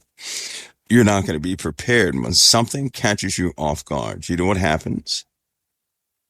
You're not really standing on faith anymore. You're acting out of fear. God did not give us the spirit of fear, did he? So that means the spirit of fear is going to be the opposite of standing on faith. When you're standing on faith, you have a natural tendency to watch out for everybody else who is not aware. You do what's in their best interest. You get them to safety. You'll do whatever you can do to get them to safety. You become an active worker for other folks around you. Now, if you're not aware yourself, you're going to be caught in a moment of fear. You're going to act out of desperation, risking lives. That's what you'll do. It happens every day to people, every day on planet Earth. It happens. You ever see a person go too fast in a car? You tell them to slow down, right? They don't slow down. Oh, I've done this lots of times, and then bang, they're in a car accident. I thank God I have never harmed anybody with a vehicle. I have never hit anybody's vehicle with a vehicle. Do you know why? Because I'm extra cautious. I'm going to be aware of my surroundings because the Bible says, be as wise as serpents, as harmless as doves. A serpent, by way of heat, knows, and by way of smell, they know everything around them. Serpents are around people all the time, but people rarely see serpents. You know that? They know where you are. You don't know where they are. That's why so many exist. Because they know where you are. You don't know where they are. If you're as wise as a serpent, you're going to know your surroundings and your environment, that nothing come upon you unawares. In fact, isn't that what Jesus emphasized? Don't let that day come upon you unawares. Don't let him come like a thief in the night into your situation. A thief in the night coming into your house, that means you weren't even watching. You were not on watch. You couldn't warn anybody. That thief took you by surprise, right? In order for something to not catch you by surprise, you had to be aware of your surroundings, regardless of what it is. If your father put you here on this earth, he equipped you to live. Do you hear me? He equipped you to live, not to die, to live. You know what that means? It means you have a function, you have a purpose, you have a responsibility. That turns into duty. And when you do that duty, you're an honorable person in the kingdom. You bury your head in the sand, you're going to stagnate your circumstances. You're going to barely make it through. You'll never become what you're supposed to become, and you don't need to be that way. You're meant for so much more. Do you know that? You're meant for so much more. But the sad part is, you have the steering wheel. You do. You can see every sign on the road, but it's up to you to take an exit or not. Wouldn't it be nice to know where you're going? How many of you would take a trip and you don't know where you're going? You'd have no destination, would you? If you have no idea where you're going, no idea where you're headed, you have no destination. You're just driving. And if you're just driving, you began something without purpose. Our Father does not work that way. Everything he does has a very high purpose. Your life has a high purpose. But how many of you would deny that purpose by putting your head in the sand? See, the world offers you the jelly bean story. You know what that is? It's like candy. It looks appealing and all that good stuff, right? It tastes sweet. You don't know what comes of that. They've not educated you at the ending of that. But we've seen the ending of what happens when you live by the world's standards. You get caught in a meat grinder. Living by the world's standards and accepting all they say, living by what man declares, right? It's like giving yourself up to Satan prematurely. Walking in the enemy's camp, just roaming around. You have no belief, no major purpose, no anything. You just go with the flow as it comes. God didn't put you here for that. All of us are to carry something. Now, if God wants you to carry the gospel, which he does, right? Then where are the people who need the gospel? Where are they at? I'll tell you where they're at. They're in the clutches of the enemy. How does the enemy have them? Like he had most of us. Having us believing in a fairy tale, when reality, right? Reality was what we really needed to see, but we didn't see reality. We saw the fairy tale and we wasted our time chasing after a fairy tale, only to wake up and realize we should not have gone that deep into it. How many of you have wasted years of your life looking for a fairy tale? And now you know by the principles of Christ and by the Lord's word that you probably should not have gone in that direction. But that's a clear indication of what the world gives you, what it offers you. Think of it this way, presidential elections. We've had a lot, right? In every single presidential election, there are promises. We're going to do this and we're going to do that. We're going to do this. Now listen to me carefully. Each president pumps people up and tells them what they're going to do. And people sit back and say, yeah, I'm voting for that guy. He's finally going to do what we want him to do. Right? Everybody does that. From Clinton to Obama to Trump to Biden. Everybody does it. Everybody sat back and poked their chest out saying, yeah, now we have it. Now we're going to get this thing running like we want it. Something always happens, doesn't it? The next guy always tears down the work of the other guy. No matter what good he did is torn down and starts back up again with the same promises that we keep falling for. We get excited because that guy said something and we start trusting his word by weight of the evidence they put before you. That's how Satan fools people. That's how he fooled Eve, by weight of the evidence. See, God told Eve something she should have kept by faith. But then the devil basically said, prove it. Let me prove to you. Let me give you the logistics. Let me give you the details on what God was saying. And that's how Eve slipped up and fell. She could not follow the directive God gave her. That simple directive. No, Satan had to communicate the facts. Well, God knows when you eat of this tree, you're going to be like he is, knowing good from evil. Was that a truth or a lie? That was the truth. So Satan gave her the truth, but he gave her details, and he made her covet. He made her appetite increase for that tree, saying, oh, it's good for food. It's pleasant to the eye. She was not saying that until she talked to Satan. The fairy tale. That's what happens with all these deep explanations of spiritual things. That's what Satan did to Eve. God said, don't eat of that tree, and the day you do, you're going to die. What does Satan do? Well, at first he challenged God. He said, well, did God say you can't eat of, all these trees? Eve said, oh, no, he didn't say that. You know how us humans are. We want to correct somebody. Oh, he didn't say that. He said we can eat of all the trees except for that one. He says, oh, you know why he said that? That's where Satan gives you the deeper knowledge. Well, let me tell you why he said that. The reason he said that is because in the day you do, you're going to be like he is, knowing good from evil. That's exactly what Satan did. That's exactly what Satan does. And once you start pondering the details, you start putting together a picture that is not your father's. And it will lead you into what? Into rebellion. Into a fall every single time. In fact, Satan didn't stop at the garden. He's been doing the same thing ever since. Throughout the Bible, there's example after example after example. Every time somebody was duped by going for that deeper knowledge. See, here's the problem. Why would a person want deeper knowledge and they cannot simply use the directives they have right now? Jesus said, I'm going to paraphrase. Jesus was saying that we know things to do, we won't even do them, and then we go look for something deeper. Like we want to obey that, have knowledge of that deep thing when we can't even obey the shallow things. See how Satan does? That's what he does. That's what's happening in the world right now.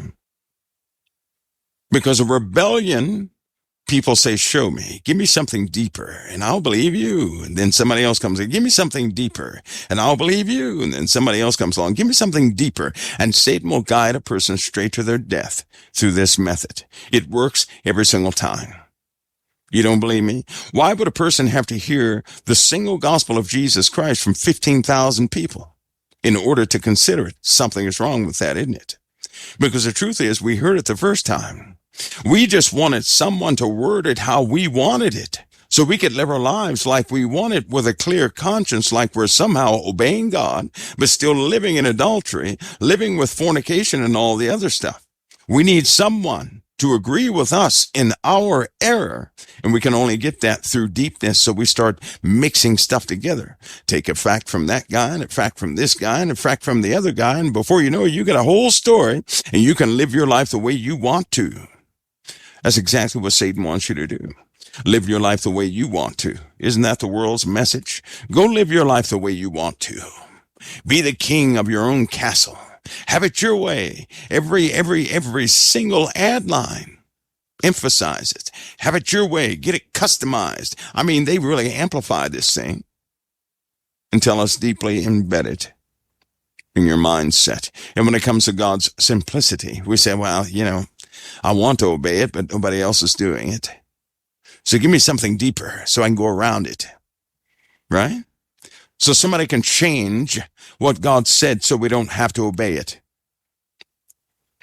That's exactly what Satan does. And why do you think there's a remnant left at the end and the whole is gone?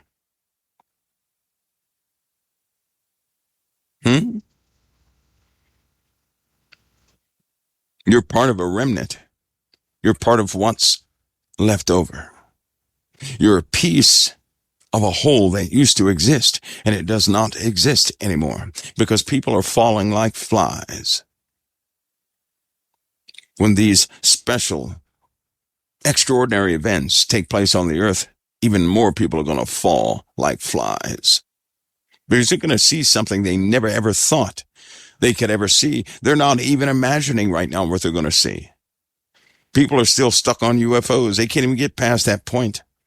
They're going to see something far more fantastic than that. And when they see that, their faith is going to go out the window. They're going to be overwhelmed with proof of something else, with whatever they want. And the message will be, live like you want to. Is that what the beast says? Live like you want to. That's why sin was rampant all over the earth in the book of Revelation. Live like you want to. You don't have to do it God's way. Even right now, how many Christians will tell you to keep praying? How many Christians will say, if you really want to know, then go pray? That's not what they're saying, is it? They say, well, I'll tell you what, if you really want to know, call me at 8 o'clock. I'm going to tell you all about it. Wrong. That's how Satan dupes people.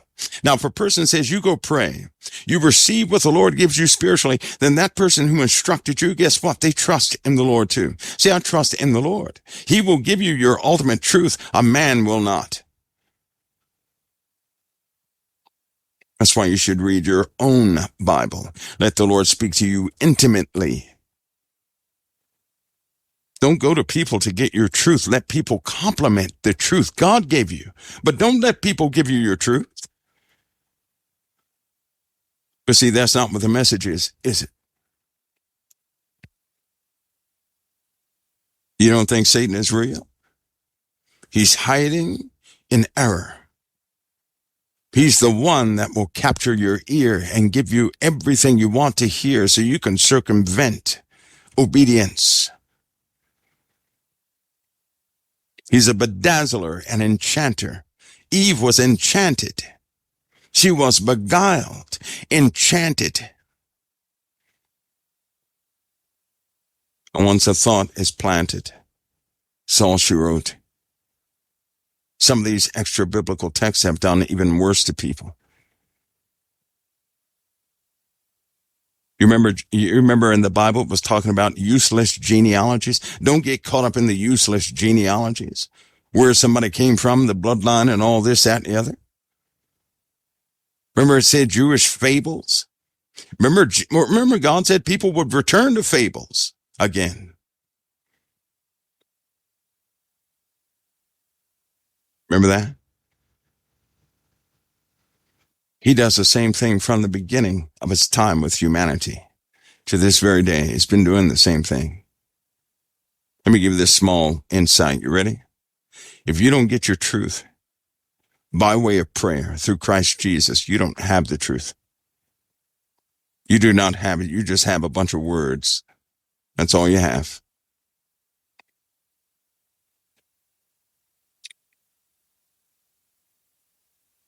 Haven't you noticed that Satan is trying to tell everybody that truth comes from mankind? Remember that? Remember what I just said? That's what Satan says. Truth comes from mankind. In other words, he's always going to let you know that mankind has it. Jesus will never say that. He never said that. Your father never said that.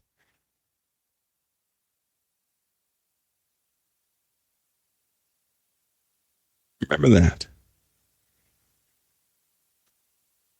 Because the penalties are real for those who will stay beguiled. The only way a person can stay beguiled is if they want to. Because anybody who wants to break free, they're granted that right now through Christ and Christ only. There's an element among mankind cannot see. And those who can see it among mankind will hide it to the very last day, so that you never, ever have any evidence to the contrary. And when it is all seen, that's when it's going to be too late.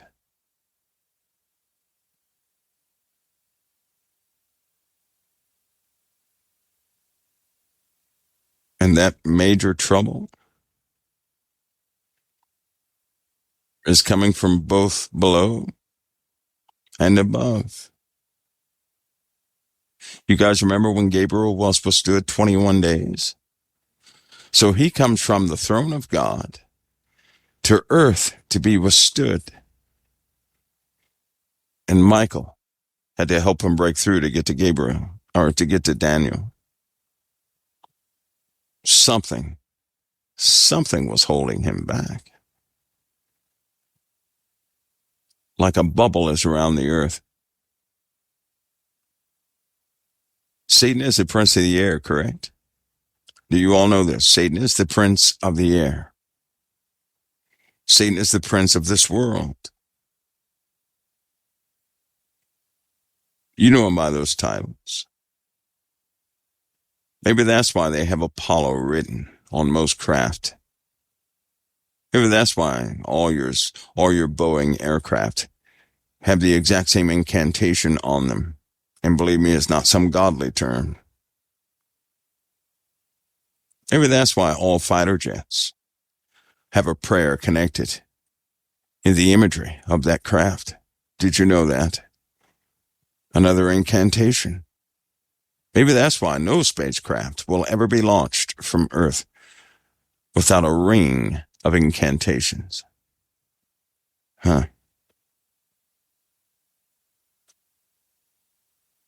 Because they know they'll fail. If they don't, they'll have no permission.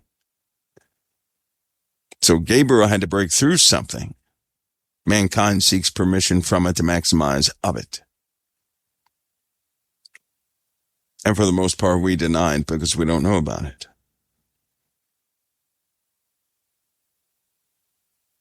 It remains unseen to most of us because we choose to ignore it. But if you choose to ignore the Satan is the prince of the air, and the air, by the way, was a term spoken of as controller or influence of man's mind. Did you know that? So what's in the air can influence man's mind. His mind is influenced by what's in the air. But if you deny anything is in the air, You'll assume all of your thoughts come from you, which they don't. You'll never rebuke your own thoughts if you think you originated them. So you'll accommodate external forces in your own mind. And after you ponder them for a while, they often fall into your heart. Then your heart fills up and they come out of your mouth. That's how you speak. What you speak of is what you're full of.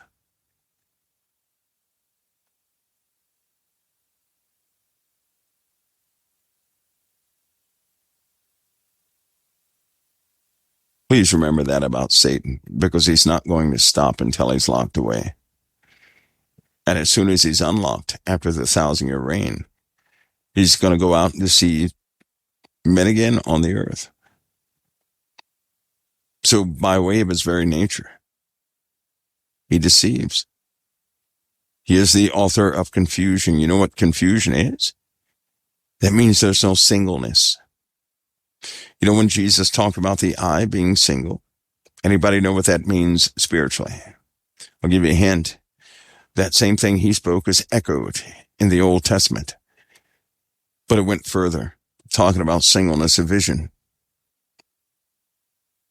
Being one authority, and everything aligns with that one authority, so that all elements are seeing the same thing.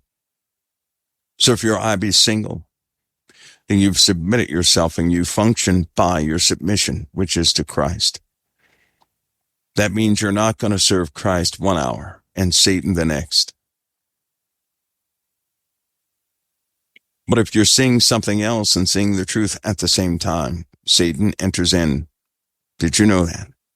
Having your eyes single means you see the truth and are willing to obey it. That's one perspective. But if you see something else, you're not seeing with singleness, you're seeing two things. Now you have to contemplate two things. That means you're looking left and looking right, two different directions. That means there's a big gap in between and something enters in.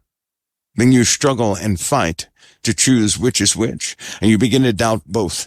That's called confusion, and Satan is the author of confusion. If Satan is the author of confusion, then what's the opposite of confusion? Clarity. That's what comes from the throne of God, is clarity. God gives very clear things. That's why he said something. There are attributes in the Bible about wisdom from above.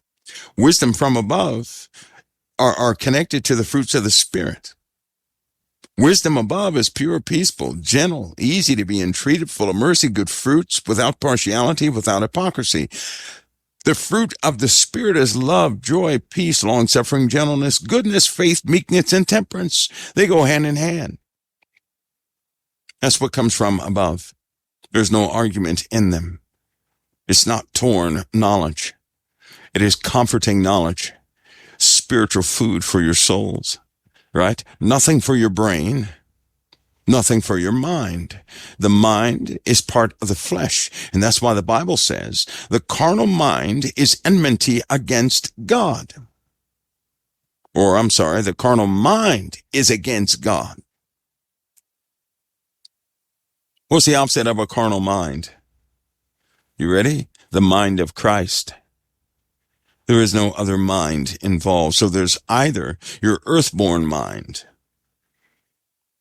or the mind, the spiritual mind, which is the mind of Christ, of that new creature in Christ. Why is a new creature? Why is it necessary for you to be a new creature in Christ? Because the old creature is the old man with the old concepts, with that carnal mind, full of carnality. Natural things given to you, your common sense, because you are to have something greater than common sense. Common sense is nothing to brag at. The foolish have common sense. A thief has common sense. A criminal has common sense. But who would have the mind of Christ? And what did the Lord say? If you obey my commandments, I and the Father will make our abode with you. and will sup with you. You know what that means? That means you're well positioned in him, and it is well with your soul. That's what that means. So it's not even a factor of following somebody who's right and disagreeing with somebody who's wrong. No, it's about you pointed towards Christ, being submissive towards Christ. That's what that's about. Don't let, whether it come from me or anybody else, don't let your truth come from flesh. I can only compliment what God has given you.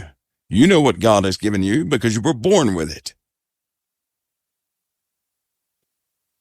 Whatever God gave you, he gave you in the beginning. He's already given it to you. Now, if you remember that, you won't be fooled. But if you learn something by weight of the evidence presented to you, be careful, because that's exactly how Eve was beguiled. That's exactly what she followed. And she fell as a consequence of that. God has given you discernment likewise. The truth can always be confirmed. If it's something else, you have to be convinced.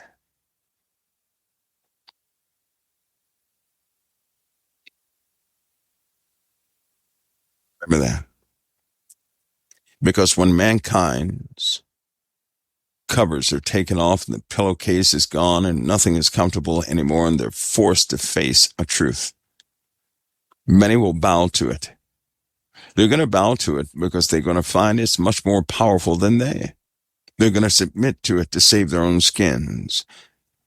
And I'll go ahead and tell you right now, if people get in distress on earth without the Antichrist, and they're ready to sin to make that distress go away, what do you think the average person is going to do when they're in mortal distress? What do you think they're going to do? People will do that now. They'll compromise now. And it's not even a threat to their life. What do you think they're going to do when it's a threat to their life? If they'll do it under minimal stress, you know they're going to do it under maximum stress. But if you're aware of your surroundings, and if you stop ignoring but trusting what the Lord has already given you, and you really have to, you weigh that, right? Because there are certain things I know of that exist, but no one ever taught them to me. No one ever told me it, nor did I see it in a book. Only later on did I discover it did exist, and then I was mad because I said I should have stayed with I knew that was that way. I just inherently knew that, and I was convinced into believing it a different way. And I shouldn't have done that.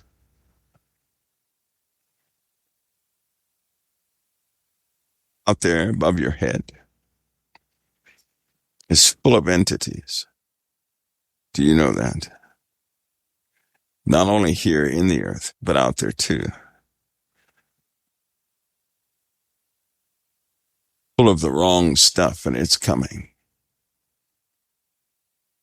There are many people in the earth who say they communicate with UFOs. They say the exact same thing, but they're saying the people who are coming are going to help humanity. They're going to help them be enlightened. Do you know what that is? You know what that's a mockery. When Jesus said when he comes, those who are alive are going to be changed in a twinkling of an eye, that's a mockery to that statement. That's telling everybody else they don't have to wait on Christ, because when the other ones come, they're going to enlighten us their way. That's what it's doing. That's what it's planting in the minds of so many. And everyone who's willing to believe that is going to be shown evidence by these entities. So they're going to have their contact, their close proximity with these entities. And to them, it's going to be real. Do you hear me? To them, it's going to be, if you're willing to believe it, to you, it's going to be real. See, I'm not willing to believe that. I'm only willing to believe in my Messiah. I have no belief in anything else. A person asked me today, don't you believe in me? I said, no way. I love you. I'm not going to believe in you because what I believe in, I depend on. And what I depend on cannot be found here on this earth, but only at the right hand of the Father. Oh, it's coming all right. And they will track it. It's going to come. A full manifestation. And all who don't love the truth will be given over to it. All who don't love the truth are going to be given over to it. But if you love the truth, and that truth comes from Christ Jesus, if you love his truth, guess what? You'll not believe. You'll not be given over to a strong delusion that you would believe a lie. You won't. But if you do not love the Lord's truth, you will be given over to a strong delusion. You will believe a lie, and you will ultimately be damned. Somebody asked me one time, how exactly is God going to separate the wheat and the tare? He tells us in that scripture, because that's backed in the Proverbs and in the Psalms and in the Old Testament and in the New. By the way, if God sends a strong delusion, those given over to it will not escape. They'll not escape. But prior to that time, he did request of us some things, didn't he? He did. Before these other things breach, because they're going to breach. And so, you know what? There's going to come a day they're going to start talking about storms, but they're going to call them red storms. And when the red storms come, the safest place to be during that time is going to be underground, not above ground. Anybody ever been in the Middle East in a sandstorm? I was in a sandstorm one day. First time I found out about a sandstorm of that nature, right? We had these shower places where they were set up where you could take a shower. And so it was a big water bag, right? Set up. And of course the water would come down and go all over you. Well, I didn't know a sandstorm was coming. Well, the end of that story is about 15 minutes later, I looked like a human mud puddle. The sand just stuck all over me, right? You can't just dry that off. You can't dry it off. It looked like I had a thick uniform on. That's what it looked like. It's covered in sand. I mean, it's sandblasted. The wood, right? The shower stall, everything. It's sandblasted, everything. The vehicles were getting sandblasted. This is when we found out we've got to change the cart paint on some of those, the brand new Hummers that we had in there, right? That were reinforced. We had to change the paint. Needed some alterations. That sand was just taking it off. And so they came up with a different process and sent them all back to the desert again because it took it down to the bare metal.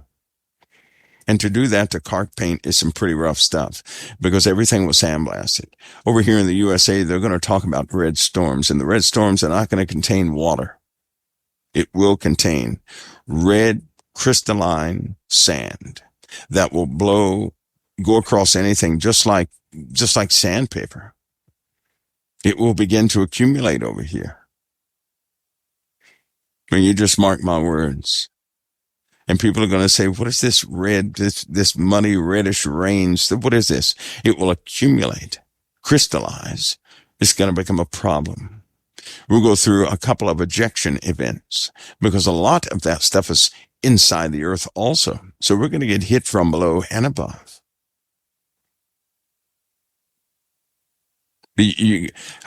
Somebody answer this. When's the last time we had an underground nuclear test? Anybody know? When's the last time we had one of those? You know what they found out through a nuclear underground test that happened in China one time? You know what they found out? That event, the event that went off with the yield it had, right? Had it not been for something right off Catalina Island, down in the ocean, it's man-made. It's not some aliens or something, but it's man-made. Had it not been for a type of buffering effect, California would have broken already. So they found out through these underground nuclear tests That was severely destabilizing the plates, right? So for a while, they put that at ease, and then North Korea started doing, you guys remember the underground tests of North Korea? And everybody was like, don't do that, don't do that. As they get up to a larger yield, we're going to have natural fault slips just go off. Things will start to going off. So I'm telling you to tell you this, that a nuclear underwater test can absolutely cause a fault line to falter. Do you hear me? That means a catastrophe can begin from an underground nuclear test. It shifted things. The last one we had, that was big, that came from China, the one specifically in China, shifted things so out of proportion, right? That they had a few emergency meetings, they had emergency talks and everything else, and they found out how far it spanned. They traced those sound waves that took some very irregular patterns, right, which gave them a depth and everything else they needed to know of what it would take to cause a fault line to go. What I'm telling you right now is that if China developed a nuclear weapon of minimal yield, or we're going to say minimum yield, that can cause a fault line. If they do it in China, it could cause a fault line in the USA to totally give out. And we got a brand new plate with a brand new set of issues on that plate right now, don't we? And this is part of the war that's been fought right now. Do you all know that? Sometimes, if you're not careful, you start linking threats to what somebody else has hyped up. Well, I'm telling you right now, one of the greatest threats any country would have against another country is an underground nuclear test, because it can cause a chain reaction, and it can also be directional.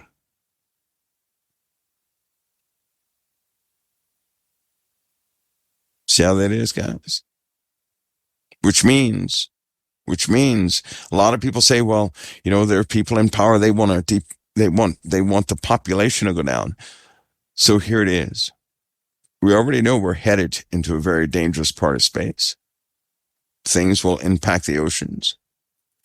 Big things are going to impact the oceans.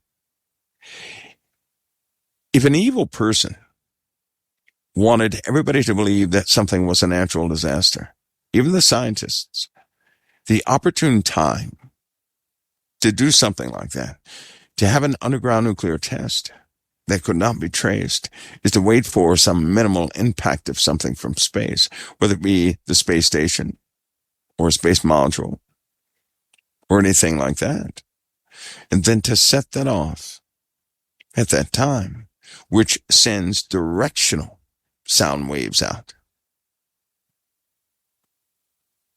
Would that be the opportune time to do that? Of course it would.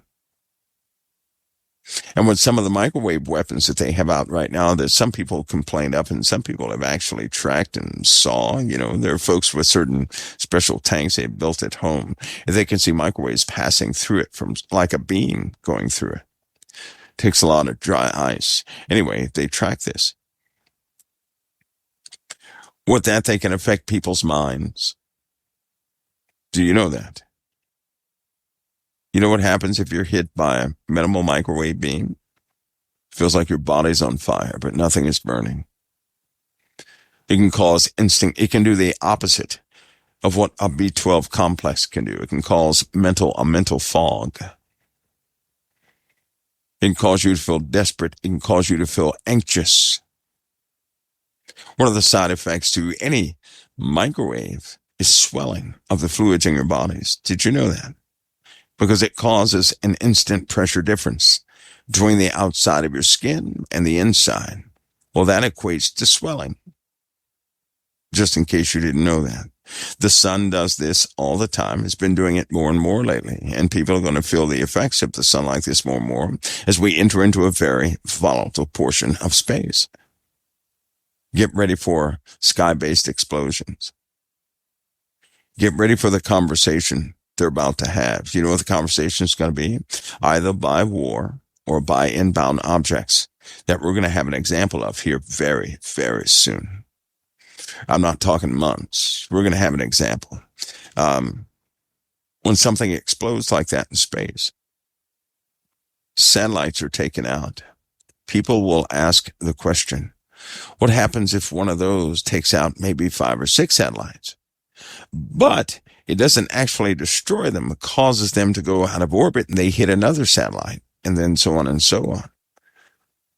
You'll see that play out on television. You'll see that scenario.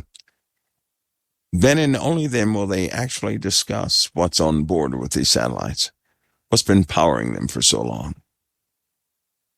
That will lead back to some of the corporations that utilize these systems, about the size of one ammo can.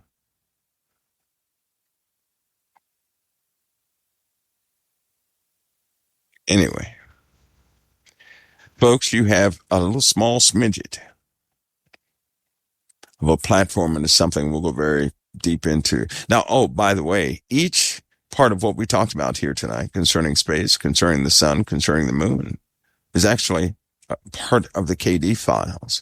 The KD files go into depth, a little more into depth. They're more observations than anything else. It's not leading you anywhere, right? It just expands. And in those KD files are scenarios that each and every single one of you will see. Don't let them frighten you. Don't let them frighten you. We're about to go to war. We are. We're about to go to war, but the nature of this war is going to be very different than you think. The cyber side of this war is going to be the most devastating factor. That's before the missiles start flying, because somebody, we're just now trying out Iron Dome. You guys know this, right? So the U.S. has Iron Dome in place. Do you guys know this? So in effect, Iron Dome is deployed in the U.S. We already have net coverage. And believe it or not, I believe they're naming it Skynet. I've heard that somewhere before. Anyway, we have net coverage, which means we have interceptors, right? Lying on the east and west coasts. In this case, more on the east coast than anywhere else to intersect or kind of shoot down dangerous objects that may come our way. More and more countries like North Korea are demonstrating that they're willing, right, to do what's necessary to make a point. Places like Iran, whose countries are it looks like they're beginning to falter on the top side. What you may not know is that they have, through what has happened in the streets, they have rallied their forces into one cause, under one umbrella, and other nations are joining. Do you guys know this? Because of what happens in one of these nations, you have it's almost like a rallying call where many different people from many different nations are hearing that call to rally together and to begin to do something. Even ISIS is pledging to help someone. And you guys know how not good they are, right? That's not a place. By the way, the UK, do you guys know about ISIS in the UK? Well, let me put it this way. If anybody in the UK ever gets tangled with ISIS, right, they have a kill net that spans the USA, the UK, Canada. They can put your name on a list, and those folks will hunt you down and get you. They have in all those countries, and not too many people are aware of this. That's fought every single day. That's something that is not usually discussed. In fact, they think it irresponsible to discuss on any large forum. I sort of agree with that. But you have a lot of people who they don't understand what they're getting involved with. The ISIS community has grown all over the world, and they can put your name down on a central list and you will be hunted. Normally it happens within 3 days. 3 days of anybody's name being actually stuck on that list. In their religion, it is an honorable act, right? And a directive from God himself to get that person who would dare defame Islam itself. That's also going to be seen, and that's a scary proposition, isn't it? Very scary. I'm telling you that to let you know that there are certain things that have gotten out of control. in the last 4 years. But you guys have not been touched, yet many have. You should be very thankful. Just because you don't know about something does not mean it cannot touch you. It won't hurt you. I'll tell you this right now. The reason you are sustained is because of your Father in heaven. That's why you're sustained. That's why. Remember that. Folks, I'm not going to jibble-jabble too long. All right. Remember that. Remember these things, what we said. We will revisit those on Wednesdays. I think we're going to make Wednesdays Katie Day. What do you guys think about that? You guys think, okay, listen, here's what I'm going to do since it is 9:43. I'm going to take one more break, come back and answer some questions. All right. Not everybody. Everybody may not have some questions. And I also want to tell you guys our direction here at COT. I want to keep you guys informed as to where we're going. These are going to be very important days for us for COT. Very important. And I want everything on record. Right? So you guys will be like my record keepers. How about that? I'll be back in just a few minutes right here at the Council of Time for your questions. So get them ready, and I'll do my best to answer them. I'll be right back. There we go. I'm back now. Okay, there we are. All right, guys, before I'll leave out of here, we'll get an update on Angela. I'll try to get an update here right after this broadcast shortly. Actually, I try to get one. I didn't get a response yet, but we'll see. We'll certainly see.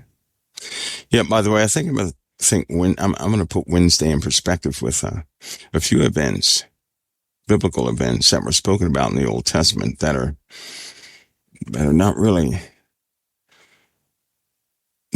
covered too much. Right?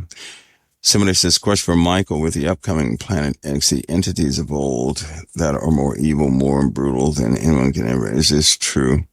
The fallen were bound. I mean, the fallen were bound. They were stripped of their abilities, right?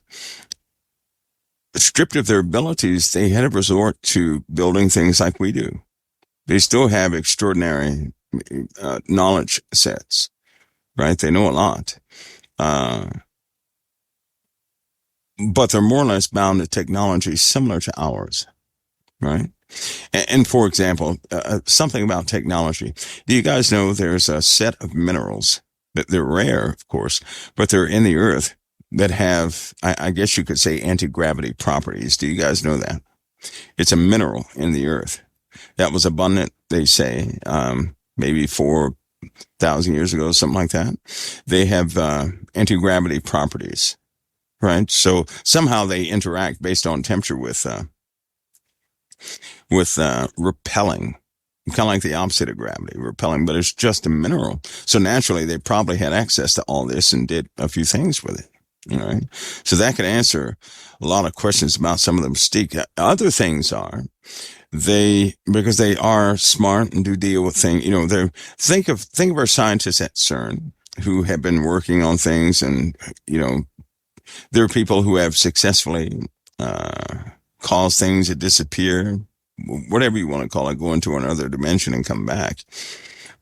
They would have expertise in that area, right? So it's probably why you see that most people who are experts in technology also have a lot of esoteric ideologies, right? They do a lot of esoteric ideologies. And every single last one of them was in contact with some sort of entity, from Microsoft to Apple, right? Even the iPhone that you hold in your hands was developed after long meditation. The iPod was too, after being in the in another realm, or escorted into another realm, right? So they being stripped, they're probably all over the place. A lot of them are bound here on Earth. Some are chained in the earth. Some are not. I believe that a lot of what people are seeing are not from other planets, right? But are these bound entities. I do know one thing for a fact. They're very old. Very old. I mean, very old. Extremely old.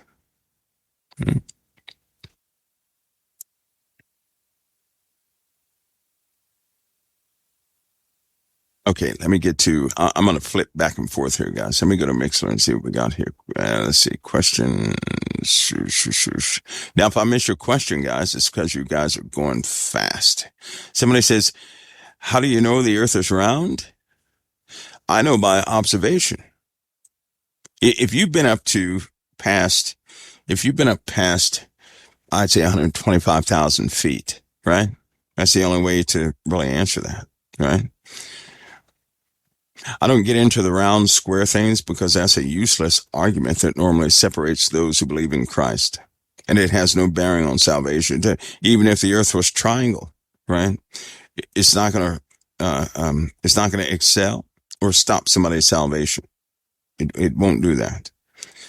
So sometimes arguments and these suggestions come to cause some sort of and people do sit back and laugh at them because that has no bearing on the cross. None whatsoever. It doesn't even matter. I've told people before, I don't care what the earth is. I'm thankful for it. I am. I'm thankful for all of what God supplies. I'm not going to argue about his creation. I've had my optical observations. I've seen things, and so those things I'm highly confident in. But at the same time, I do not trust what I see with my eyes. I don't. Everything in this realm is subject to change based on spiritual decisions, right? So a better question is this. Why is it necessary for any Christian to waste their time proving something that they have not seen with their eyes? Because they don't even know. We know the earth is a specific shape by those who have gone before us, don't we? And by things we've come up with. So why would we even get behind the cause of anybody who would argue is round, square, triangle, or any of those things, when in fact we could spend our time in more fruitful things, right?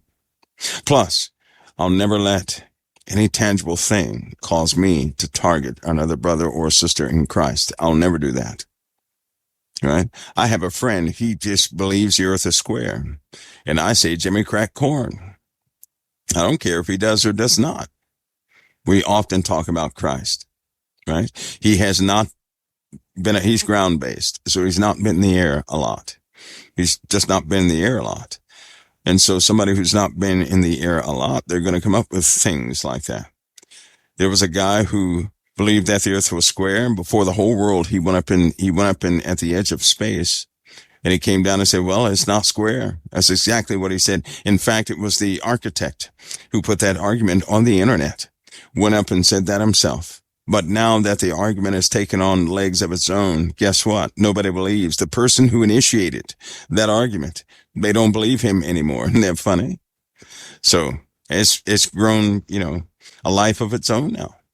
But either way, it's not going to interfere with my relationship with another Christian. I'm not going to let that interfere with anything. No. I don't care what shape the earth is in. I'm just thankful for this opportunity the Lord has given me, period. Okay, let's get this other one real quick here. I got the wrong mouse here, guys. Now, guys, everything is on the table. Anything you want to ask. See, people burn with questions and they won't ask the good ones. But I understand people are trying to stay within context. Somebody says, in the KD files, does it disclose anything about uncovering the truth of the moon? Well, the KD files cannot disclose anything that's going to cause trouble to the site, right? Now, I can give you my opinion, and I do that in the KD files. I give you an opinion based on something I was involved with, right? I do. Because I believe the moon is soon to unmask itself. Now, that term is the slightest way I can put it. The moon is going to really unmask itself. It's not what people think it is. Somebody says, is there truth to music pitch being changed from 432 to 440? Yes, it is. Electronic devices. That frequency of 440 is automatically set there by calibration and design, right? To actually, it's a numbing frequency is what that is. It's a numbing. It can cause you to forget about can put your mind into a different place. Let's put it that way. It's also the beginning of almost like a delta state or theta state, right? 440 hertz. So you should be able to look on any electronic instrument and see that it's automatically set to 440, that 440 band. You should see that. And that all music, radio stations, satellite radio, and everything else is going to have that protective tune, that electronics are going to be designed around that to make sure that that is a carrier frequency that everybody hears. Does it actually cause an effect? You better believe it. You better believe it. You better believe it does. There are people, for example, you guys may not know this, but let's take Twitter, for instance, right? Social media, Twitter. Do you guys know what goes into making something like that? Listen, whenever you get a like or something like that, right? They know what that causes a chemical change in the body of females when they get a like. When you get a thumbs up or somebody likes something, there's a chemical response. There's a hormone release in females. So the more likes a person gets, the more they feel they are approved. It gives them a good feeling. It's positive feedback. It's chemical feedback in the body. That's a fact. There's even a number of seconds that must pass, right, between the posting and messages, and has nothing to do with code, nothing to do with the equipment, processes, or anything else, right? And Donnie says, in males too. No, this is specifically in females. In males, chemical stimuli as a response is normally taken as a threat, which will cause anxiety. So they did something else for males. They did something else for males. A thumbs up won't do it for males. Something else does it for males, and they've hit on that point too. In fact, it took, I believe they consulted, was it 928 hours in designing these special mechanisms to interact with you on a chemical level, right? All things are designed like that on a chemical level, and they have it fine-tuned. They have it fine-tuned. Somebody says, Mike, is there anything wrong? And my wife, I want to take communion at home. Is there anything wrong if my wife? No, there's nothing wrong with that. If you want to take communion at home. Jesus said, do that in remembrance of him. That's what he said. So do it in remembrance of him, right? Do it, remember, just make sure you're doing remembrance of him. Somebody asked me one time, they said, Mike, what do you think communion is? I'll tell you exactly what I think it is. Communion, right, is commemorating Christ and his walk, the giving of the gospel and everything else, and his death and his resurrection, sitting at the right hand of the Father. It is us remembering why we are alive, our acknowledgement of the Lord. And that act behind that commemoration is done by faith, because you won't do an act like that if you don't believe in it. So whenever we do something for the Lord like that, normally an act of faith is also involved. When we do that, that's honoring Christ and his gospel, right? And what he stands for, and him for what he did for us. That's an acknowledgement. That means you're willing to be a partaker, right? You're willing. Now listen, to be a partaker, to take that communion, right, is to actually be a partaker. A partaker is not somebody who escapes the difficulties of carrying the gospel. Jesus said that you are to take up your cross and follow him. Well, what is a cross? It's that persecution that you carry, right? Now listen to me. He said, take up your cross, didn't he? He didn't say go put it down and pick up something lighter. So that means when you're persecuted, when you're hated, when you're disregarded, when you're called a nut job and all these different things for the sake of the gospel, carry that. You carry that. That's part of following Christ. You carry it. You don't find a place to ditch it, right? You carry that. You got to be willing to carry that cross. There's something that goes along with you.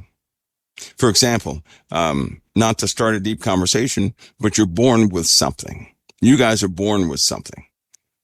Now, for most people, what they're born with, they have cast that person aside and have become somebody else. And that person you were originally in the beginning, you put him in a closet somewhere, right?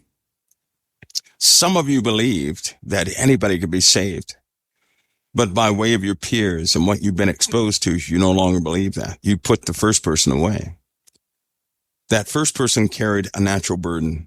That first person was disliked by certain people naturally. naturally disliked. There were people that did not know you when you were young and they did not like you. There were certain people that gravitated towards you that wanted to bully you because of who you were. Some of you had so much love and hope for people that you had to put that away because the world didn't work that way. The world made you put that person away to become something else. That person comes with a cross. Now do you understand that that first person you were came with a burden? Okay, came with a burden. You cannot have what you want in the world and be that first person. And because we wanted something in the world, we put the other person away, becoming something we were not. Well, I'll give you this news. Here's a news flash. Your calling is always connected to that first person. Do you know that? That person that naturally had a way of love about them. That person that they were hurt by other people, but still loved them in return. It was people who convinced you to fight back. It was people who convinced you to put away that kind and decent person that would not lie and to become something else. People taught you that. Your father did not. But you still know about that person locked away. And do you not know this is a story in the Bible of somebody who was put away? Your story is just like a story in the Bible of a person who was put away. Do you know that? The entire time this person was put away, there was no real prosperity in that place. But then they let the person go, and a restoration process took place that nobody could have predicted. God knows exactly what he was doing when he put you here on this earth. That heart you had in the beginning, the heart you put away, the heart that cost you so much, right? That was your first person. The world told you, put that person away. We don't want that person here. But guess what? You went out, you had your friendships and everything else, and it's still not what you wanted. So you find that you gain nothing by putting the first person away. You only experienced the lie of the world. The world that tells you that you can have everything, but because you're marked as a Christian, it doesn't work for you that way, does it? That's what you found out. Because you have a belief, what the world has declared upon you is not true. Because you belong to Christ, and you were bought with a price, and God knew exactly who he put here in the first place. That's why in Revelation, to one of the churches it said, remember, go back to your first love. Remember the first works. Not the ones in between. Remember the first works. Right? There's something in that. Can't you see the world is a liar? Even Jesus said the world cannot have the truth. The world can only handle those things it can hold. The world cannot hold the truth. It cannot have the truth. It is disconnected from the Holy Spirit. That's what our Lord and Savior said. You'll not glean the truth from the world. And it was the world, that was the one that told you to put away that first person. Okay, back to the questions. I can see everybody there. I just got carried away in that conversation. Because that could be a talk all by itself. Couldn't it? What is the digital ID? Is that a mark? No, it isn't. A mark, the mark in the Bible, right, is something that, is clear in the Word of God that the beast says, right, that as many as would not worship him are killed, but those who do worship him take the mark, right? Worship is voluntary observance.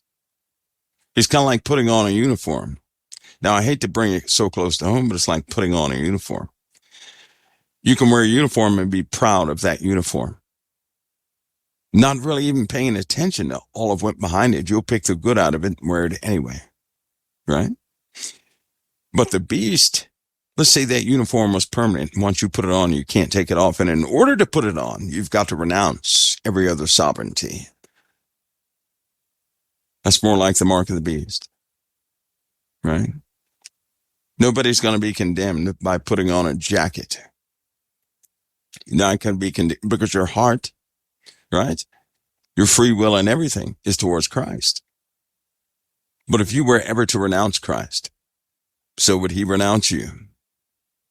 Now, what could cause you to renounce Christ? Someone else who thinks they are more than Christ. And instead of looking to Christ, they would say, you're stupid. I'm right in front of you. Look to me. I don't think that people understand the challenge of the beast that's coming anyway. Imagine a person who is both in the physical and spiritual. Imagine a person impervious to any type of harm. Imagine a person who commands all the elements, as you know them, in the skies, in the heavens, out in space, and in the earth. Imagine a person who comes with warriors, countless warriors, of so many different types that nobody can go against him. And imagine this person giving you a new Genesis, telling you that you did not come from God, that you came from them. In the Bible, it says when they beheld the beast that was, right? That what does it say? That was, is not, but shall be. They wondered whose names were not written in the book of life from the foundation of the world. Now, why would a person wonder if their names were never, ever in the book of life? I'll tell you why. Is if they believe they were from a different origin. And how many people right now, right, in the world, believe that they're from a different planet, that their true origins are from out there in Pleiades constellation or the Orion constellation? When the new constellation is spotted and things begin to happen like that, right? How many people are going to believe they're from this new evil constellation? And when the Orions are seen for what they really are, and indeed, no eye will be able to deny it, how many people are going to fall for that? The very things people laugh and scoff at right now, they're going to fall down and worship very soon. They're not coming in man's timing. They're going to come well before man's timing. See, if they come in man's timing, man will be prepared for it and he will not be beguiled. If somebody came right now and sat there and said, I'm the beast. If they sat in the temple of God saying, I'm God, people would say, no, I remember that scripture. But what would happen if something came from the stars? Not in a way that we have forecasted. Something just totally blindsided us at a very desperate and difficult time. War breaks out, an earthquake happens. Everybody's beset in their lives. People are dealing with losses, insecurities, and uncertainty. Then all of a sudden somebody comes and they begin to repair things and they perform a few miracles here and there. People are deeply gracious for that. And that begins to build. And then society is restructured based upon the rebuilding done by someone who did the impossible. At that point, no one will want any of the old to come into the new. They will renounce any other religion that would ever fight or take away the sustenance and supplies this new person is providing. And this new whatever it is providing. They'll believe anything this person puts before them. Why? Because he showed them proof. He didn't ask them to have faith. He stood before them and did it. Isn't that what people say today, even Christians? Well, I don't believe it. I'd have to see it first. That's what Christians say. So guess what? That means the Antichrist is coming and he's going to show you everything. He's going to prove it right before your face. He's going to do the opposite of being, won't have to use faith with that thing if it's indeed the Antichrist. He's going to be against Christ, and Christ commands faith. All things work through faith, but not with the Antichrist. He's going to give you your evidence. And people are going to have security in that evidence. They're going to say, finally, no more of the faith in the hubu muju stuff. No more trusting in something I can't see. No more waiting and waiting while I suffer and suffer. No more of that. It's right before me. Now I can follow something concrete. Now I know what I'm part of. This is what they'll say. And when you come along and say, no, have faith, they're going to scoff you out from the place you are. And they're going to tell you never come back. Can't you see what's coming? Can't you see? Humanity is being molded in situations are being created. So people fall into that deceitful trap. Those with real faith, those who suffer now, they keep saying, Lord, I'm not moving. I'm suffering, but I'm not moving. Things are not comfortable, but I love you anyway. Somebody's hungry, and they're saying, you know what? So what?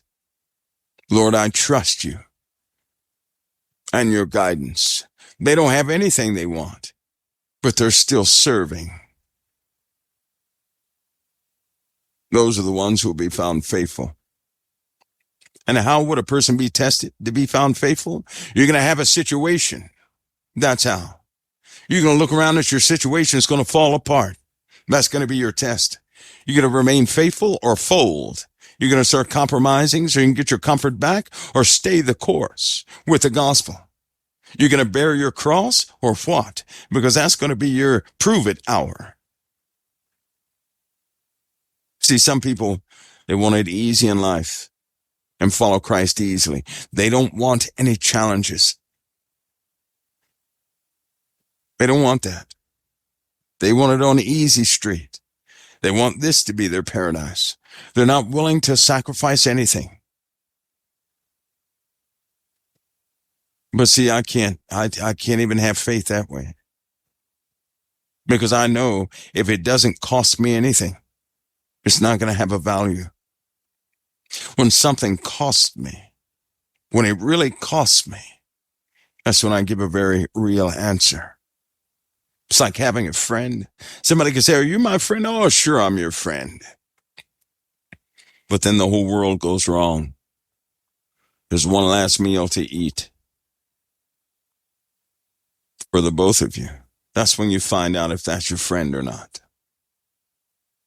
You're not going to find out when everything is good. You will find out when everything seems it's going to cost you everything. That's when you find out if love is authentic or not. That's when you find out who your friends are indeed. See, it's when the chips are down. That's when you find out who is who. Not when everything is okay.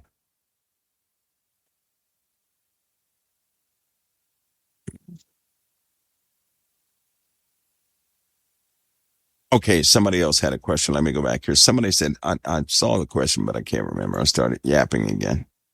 Hold on. Let me see.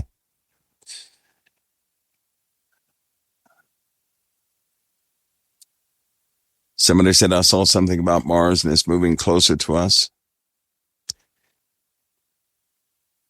Orbits wobble. Mars has a wobble too. So does the Earth. Right? To say that with any surety, there would be an atmospheric type of incident that would take place in intervals. And so when that interval takes place, then I'll be sure about it. I won't be sure until then, so I can't even comment on that. That's the only way I'm going to know. It's the only way.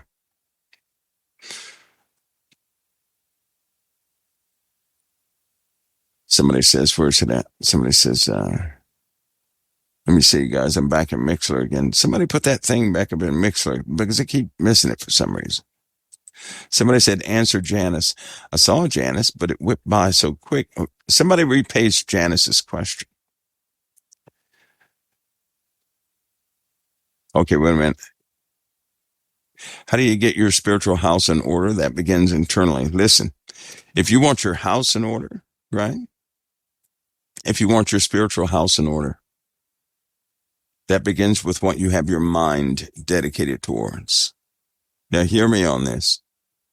If your mind is self-confident within itself, you're not going to get your spiritual house in order. You're going to straighten things up and have absolute control, but that doesn't mean spiritual order. That means your order. When you want your house in spiritual order, right, those directives come directly from the Messiah. And the very first thing he said to do, you guys remember what that was? In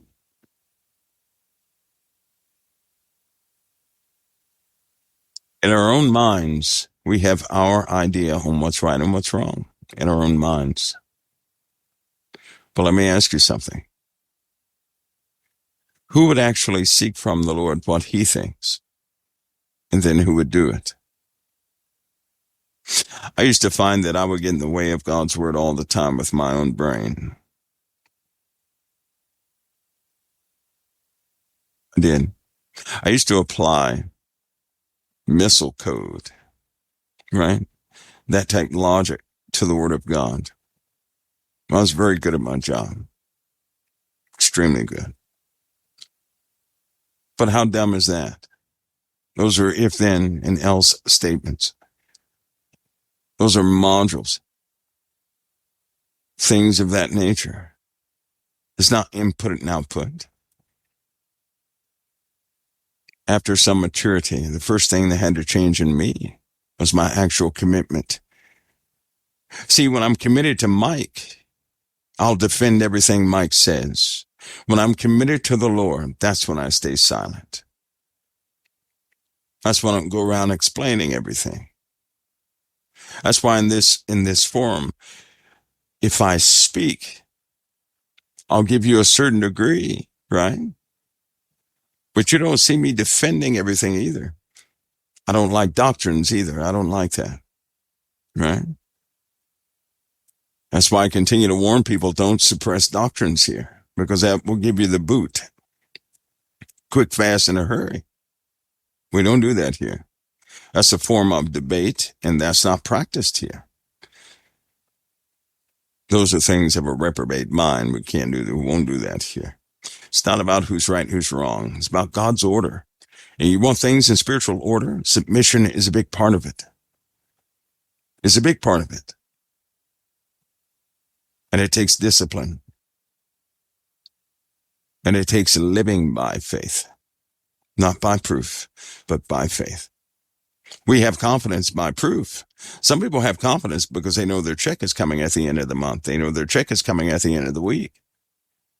Who would have confidence if they had no idea if they were getting money again or not? But see, that really challenges where you're at, doesn't it? Who would have confidence if they get a bad medical report?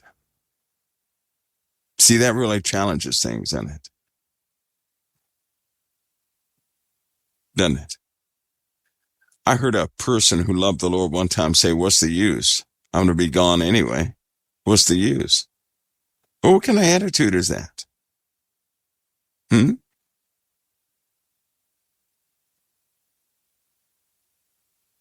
Somebody said something about Noahide laws. I can tell you this. That's a name that hides a ruling faction that is rising in the earth that has nothing to do with Noahide laws.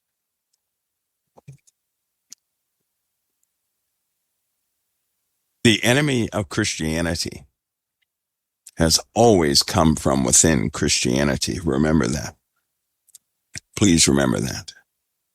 Very seldom does an enemy rise from a strange country.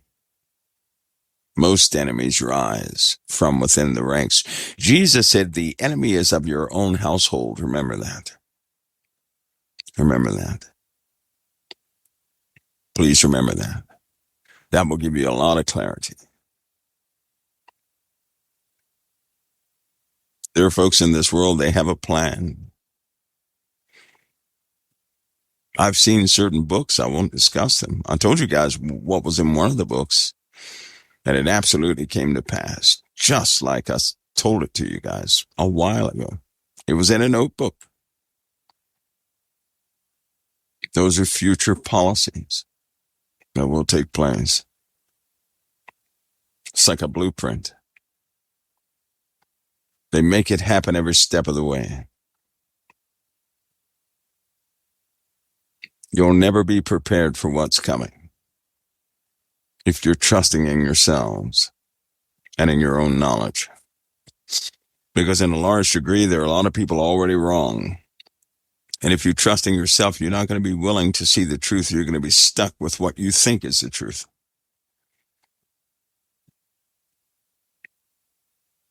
If you can yield to Christ, you'll never fall for tricks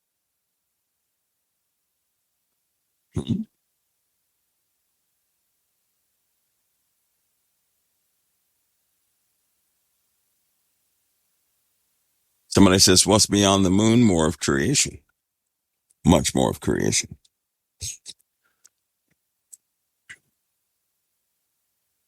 But some things are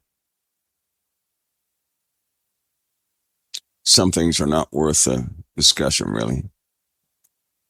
Man has been a lot further than what man is willing to tell anybody. But it didn't profit them anything. They just found a new set of issues. It's like going to a beautiful island you never saw before, only to find out you have no supplies. And now you have to learn to hunt and learn the new plant life and learn this and learn that. Somebody said 3 arcs in space. Can you speak more on this? You know what? Most people will see one of them up close and personal.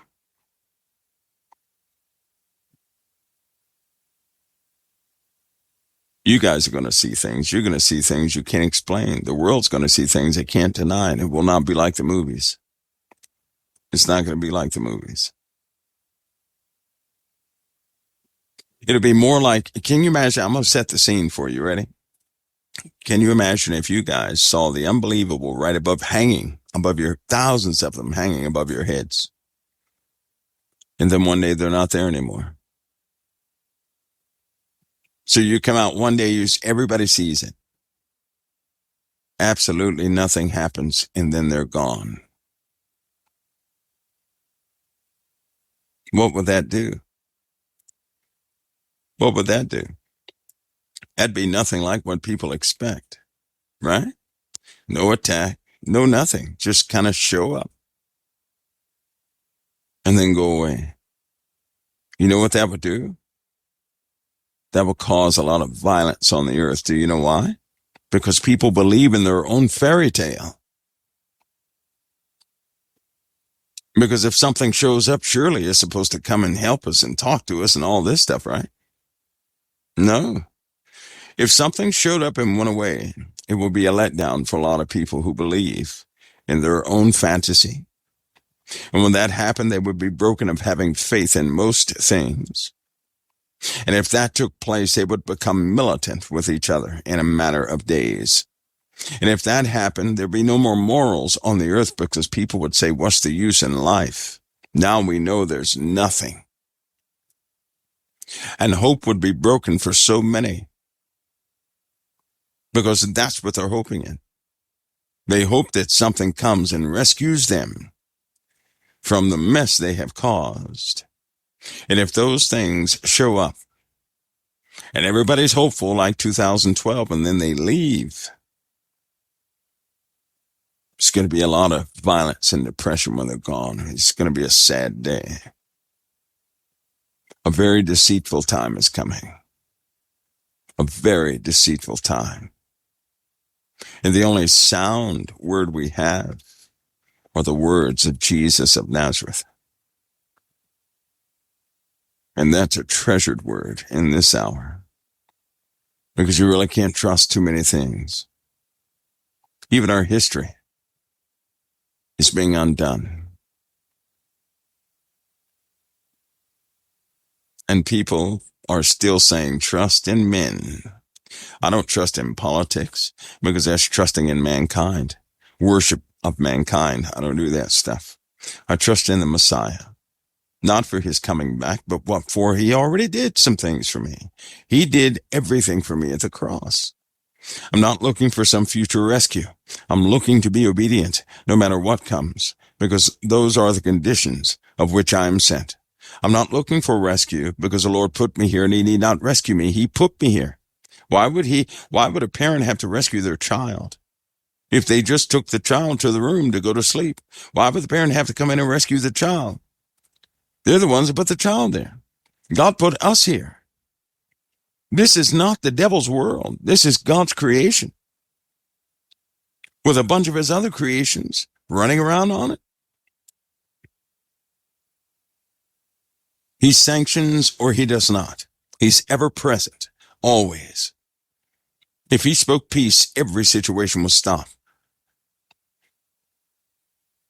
You see, sometimes we think of things in this because of the harm or the danger we have been involved with on the earth.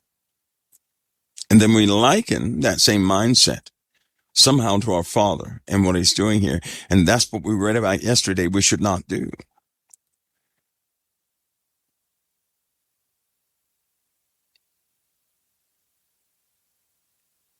Likening God to mankind, likening his ways to the junk that we do here on earth? No way. A devious person will set an innocent person in a dangerous situation. Our Father would not do that. He's not like that. That's why people get so paranoid. They've been watching too many movies. They've been influenced in too many ways. They start thinking of these protectionists, these mindsets. That's unnecessary. It's always been unnecessary.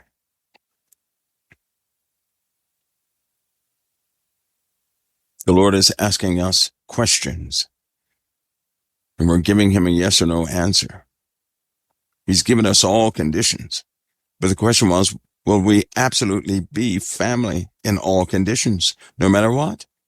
In other words, if I were to put somebody through a bunch of conditions, right, a crucible, then I would be asking, would you still be a soldier in this condition, in that condition, in this condition? If this doesn't work, and if this works, are you still going to be that individual? Because when you're qualifying a person to see what they're going to be, you have to ask them things in truth. In order to ask a person in truth, you have to immerse them in the condition itself. You can't do it by words. You have to do it by an exercise, by a live exercise. It's like saying to a person, will you fold under pressure? If the enemy is shooting back at us, could you still perform this duty? And the person says, yes. You say, okay. So then you call an alert. You take a person on a plane ride for 28 hours. You drop them off on a jungle under live fire, right in the face of the enemy. And you tell him to do his job. And then he cries and says, I can't. I didn't think it would be this rough. Well, then he gave you an answer. He just told you he cannot perform his duties and functions under that type pressure. Right? So now you know what the person is about really beyond his words. Right? That's why it says in the Bible, faith without works is dead. But for that person who goes into that situation and he performs it flawlessly and gets a scar on his arm from a bullet, you get a medical treatment. He answered it too. Yes, I'll do it. Right? It's important to know what a person will and won't do, what they're loyal to and what they're not loyal to. And the only way to find out is put them through a crucible. In every situation we go through, our Father's asking us a question and we're giving him an answer. We're not answering him with our words. We're answering him with a walk. Because we're making choices every step of the way. Do you all see that? See that? We're giving him an honest answer beyond our words. We can say whatever we want, but we're answering him with every step we take.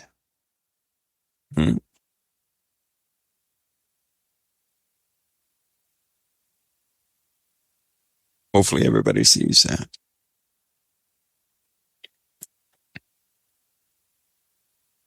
Somebody says, please don't forget. No, I'll update you. I'll get in contact. I sent her out a message. I didn't get anything back yet. Now she did go get that scan. You guys know about that, right? That's a health battle. You guys know how that is. But I want her to tell that health battle. That would be inappropriate for me to blurt out something like that, okay? She has to give you that. Just never seek my health issues. Don't do that.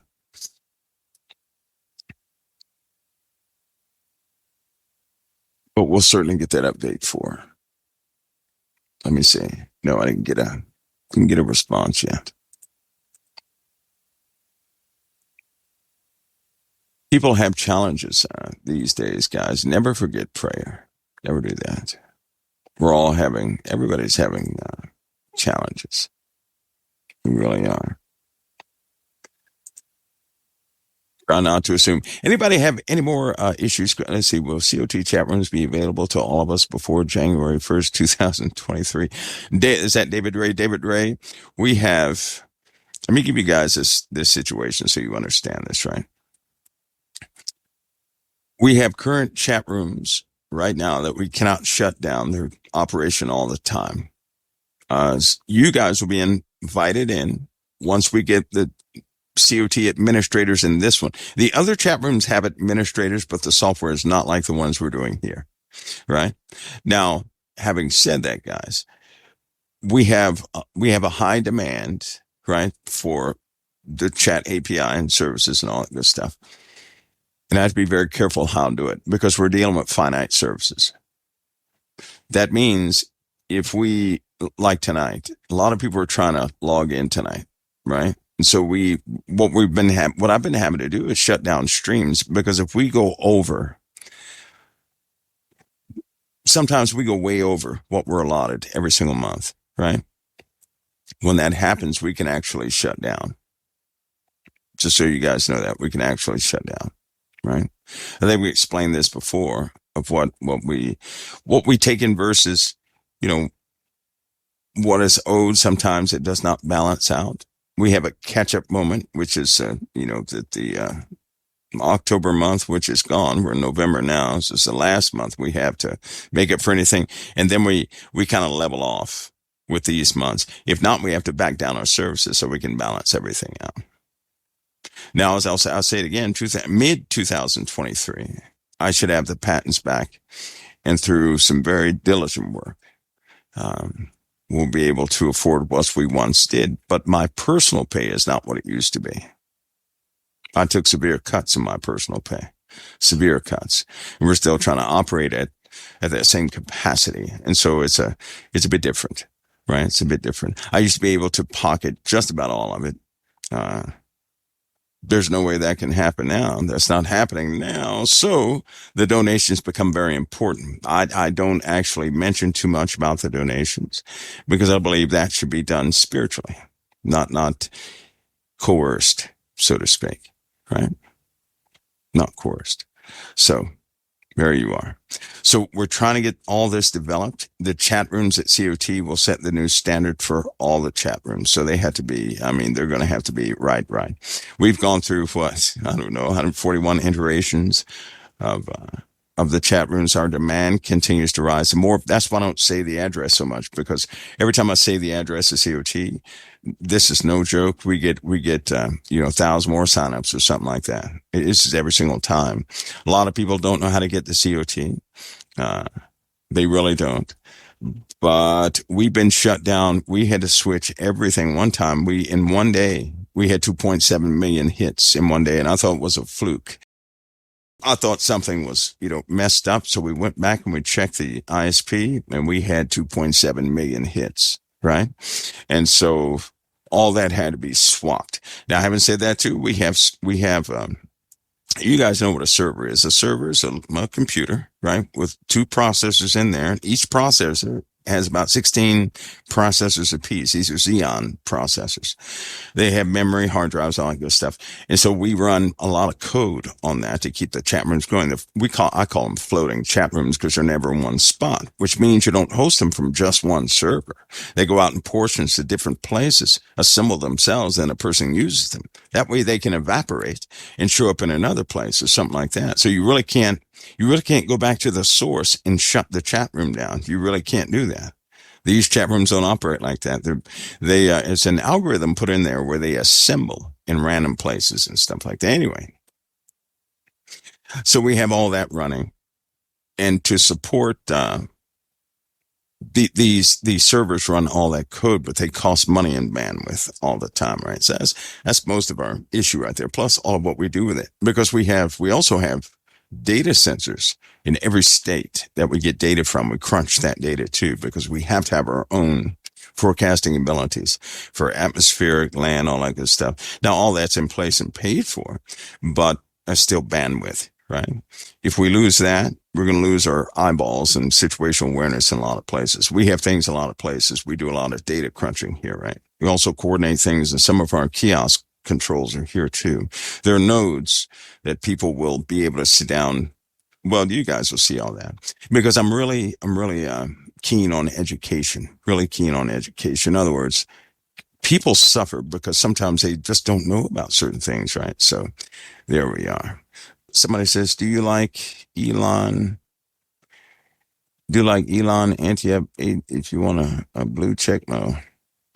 Well, I'm not doing any of that. But I'll tell you something, guys. There have been folks, no joke, there have been folks. So I remember one time, 3 months ago, we were at the day before we were about to get cut off. And I don't mention it. I didn't really know about it. And they were touched by the spirit of something. They did.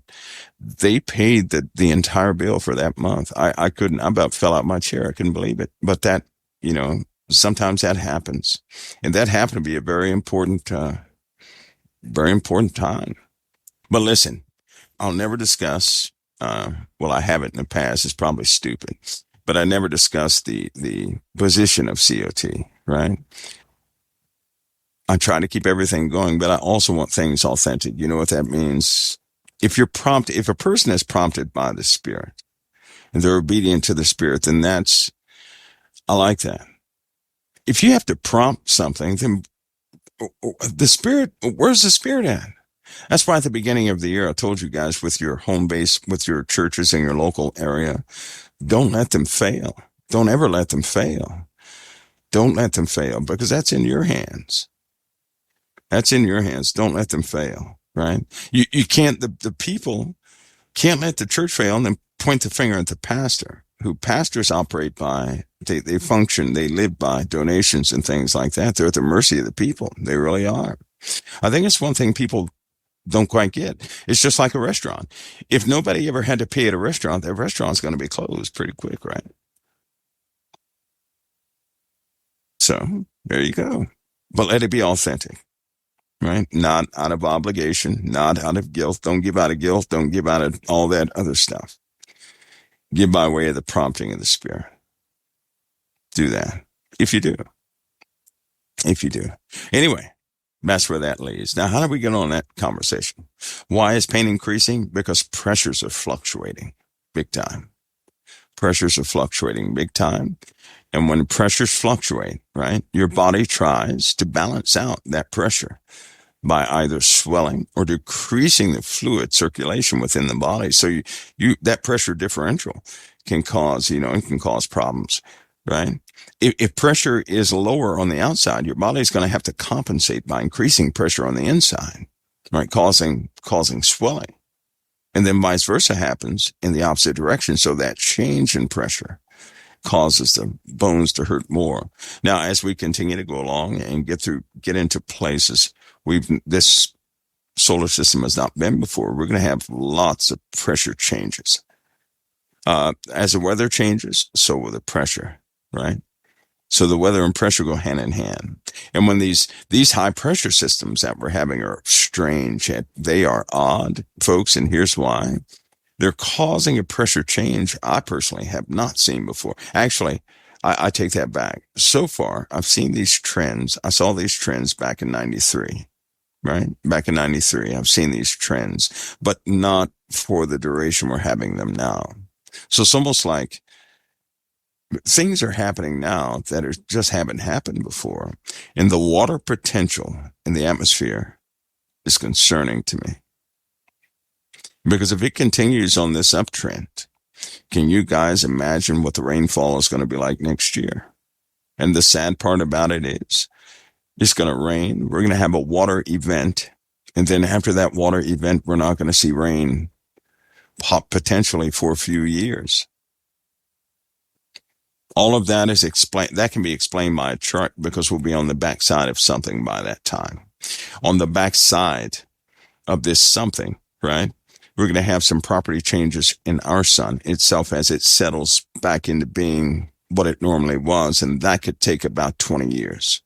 So we're looking at something that has never been recorded in modern times, a place that many generations have not been in for many generations. And it just so happens we have We have land-based technology. We're dependent on the sun. We're dependent on water. We're dependent on, water flow and all these systems staying the same. And it seems like all of them are going to be interrupted. And I'll track it as for as long as I can. But what's coming is looking pretty intense, and it's just now beginning, right? It's just now beginning.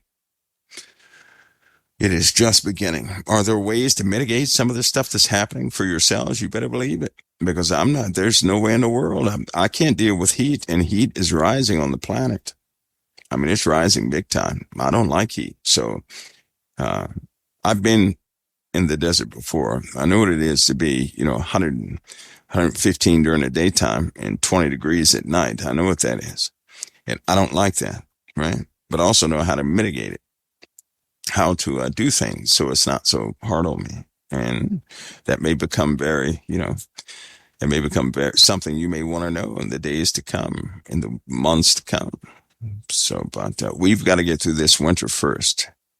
And at some point in the next 2 weeks, we have to have a presentation on what this winter forecast is going to be all about, so that people are informed, right? So that they're informed. I'm going to do my best to assist folks in the many situations I've been into that have really saved my bacon. They really have, and I thank God for them. But I'll do my best to keep folks informed, right? I remember a time where I was not informed, and I really wish I was informed at certain times. And I remember times when I was informed, and it was so sad to see other people who were not, villagers who were there, who were not informed, their people pay the ultimate price because they had no idea something was coming, something like that, right? So you better believe I'm going to take advantage of all the knowledge and everything I've been exposed to and give it out for everybody, so they can at least have something, gotta have something. Gotta have something. Folks, I'm going to see everybody tomorrow. I know that tomorrow's Thursday, but we may have a broadcast prior to the 10:15 broadcast, okay? We may have that. All right? Just may have that. There's a long list of discussions that need to be had, and so we're gonna do our best. Somebody says, what publications are going to be removed from publication? Well, a lot of publications will be revoked. A lot of certificate revocation will take place. Well, listen, guys, we're entering into what's called it's kind of like an open society. And a lot of this people have done this before. It's just not been with computers. Okay. And to really tell you what it is, in all honesty, it's how socialism actually begins. It begins with information. It begins with a demand of information and the dissemination of information. That's how it begins. Socialism always begins the same way. You can go back through history and look at the development of socialism and how it all began. And it began with information. And so pretty soon, everybody will demand to know the status of another, right? That always leads to people being open about their everything they think and everything else. And from that point, when they start sharing how they think about everything, in which case we've already done that, then they start separating sections of society. And then they will assign certain classifications to society. Then the re-education begins through various means. That's how it begins. Then all of a sudden the mandates come down the pike, right? I think in our case, the war is going to be an interrupter, and the skies are going to be an interrupter of quite a few things. They're going to interrupt a lot. So it would really pay us to be ready for those interruptions, but to be aware spiritually of what's actually taking place. Folks, we'll see you next time right here at COT, Lord willing. And we'll continue this talk. We still had to finish Romans. We still have to finish Romans. Guys, listen to me. you're now I've reset all the little tick marks in the chat room, right? Because based on people's language and stuff like that, certain people have built up little tick marks. You don't want to build those up because if the system pauses you, that's going to be beyond the moderators. All right. So just be, as the Bible says, right? Be holy in all manner of communication. Just be holy. Compliment one another. Don't undercut each other. Don't do that, because the system will surely put a tick mark beside you or something like that. And I will post some of the policies for our chat room chatting, because this week we're getting this thing up there, the new standards implemented and all that stuff this week. Hopefully, Lord, I pray it happens that way. We get everything in there. Moderators should be on board. A lot of people are going to be in the chat rooms, and it's very important that we have some sort of guidelines for chatting. All right. Because the chat room shouldn't be a major issue. It should be a tool, right? Just a tool, not a place where you come and have to watch everything you do and all this, that, and the other. So we'll get the policies and everything out there, get everybody to agree with all those things, and then we'll go from there. But what that's really for is that you may have a belligerent person who may come in drunk and they may start saying all sorts of things, right? You want the computer to catch that just in case everybody else misses that. Not to punish the person, not to say, get out of here, you can't use, because we always want folks to be able to interact with COT. We always want that. All right. We're working on the chat rooms this week. And so we're making some changes. And so you can't work them like you normally do, but we're still going to have observation from the outside. But make no mistake, the moderators, if you're picked for a moderator, your decisions are going to have to be spiritually led, and by the procedures are very simple. But then, and I want everybody to agree to respect the moderators, right? So it shouldn't be a big discussion. Why did you time me out? And all this, that, and the other. If you get timed out, you get timed out, right? You reflect on it and then try it again, right? But also the moderators, they're going to be spiritually prompted, not emotionally prompted, right? No one should boot anybody out because they get mad or they're trying to protect somebody else and all this stuff. That's of flesh, right? These are Christian chat rooms. So it should be spiritually led. Don't you agree? So hopefully we can get all that worked out. Folks, I'm going to see you next time right here at COT. God bless each and every one of you. And as always, thank you for your fellowship. I'll see you guys next time right here at the Council of Time.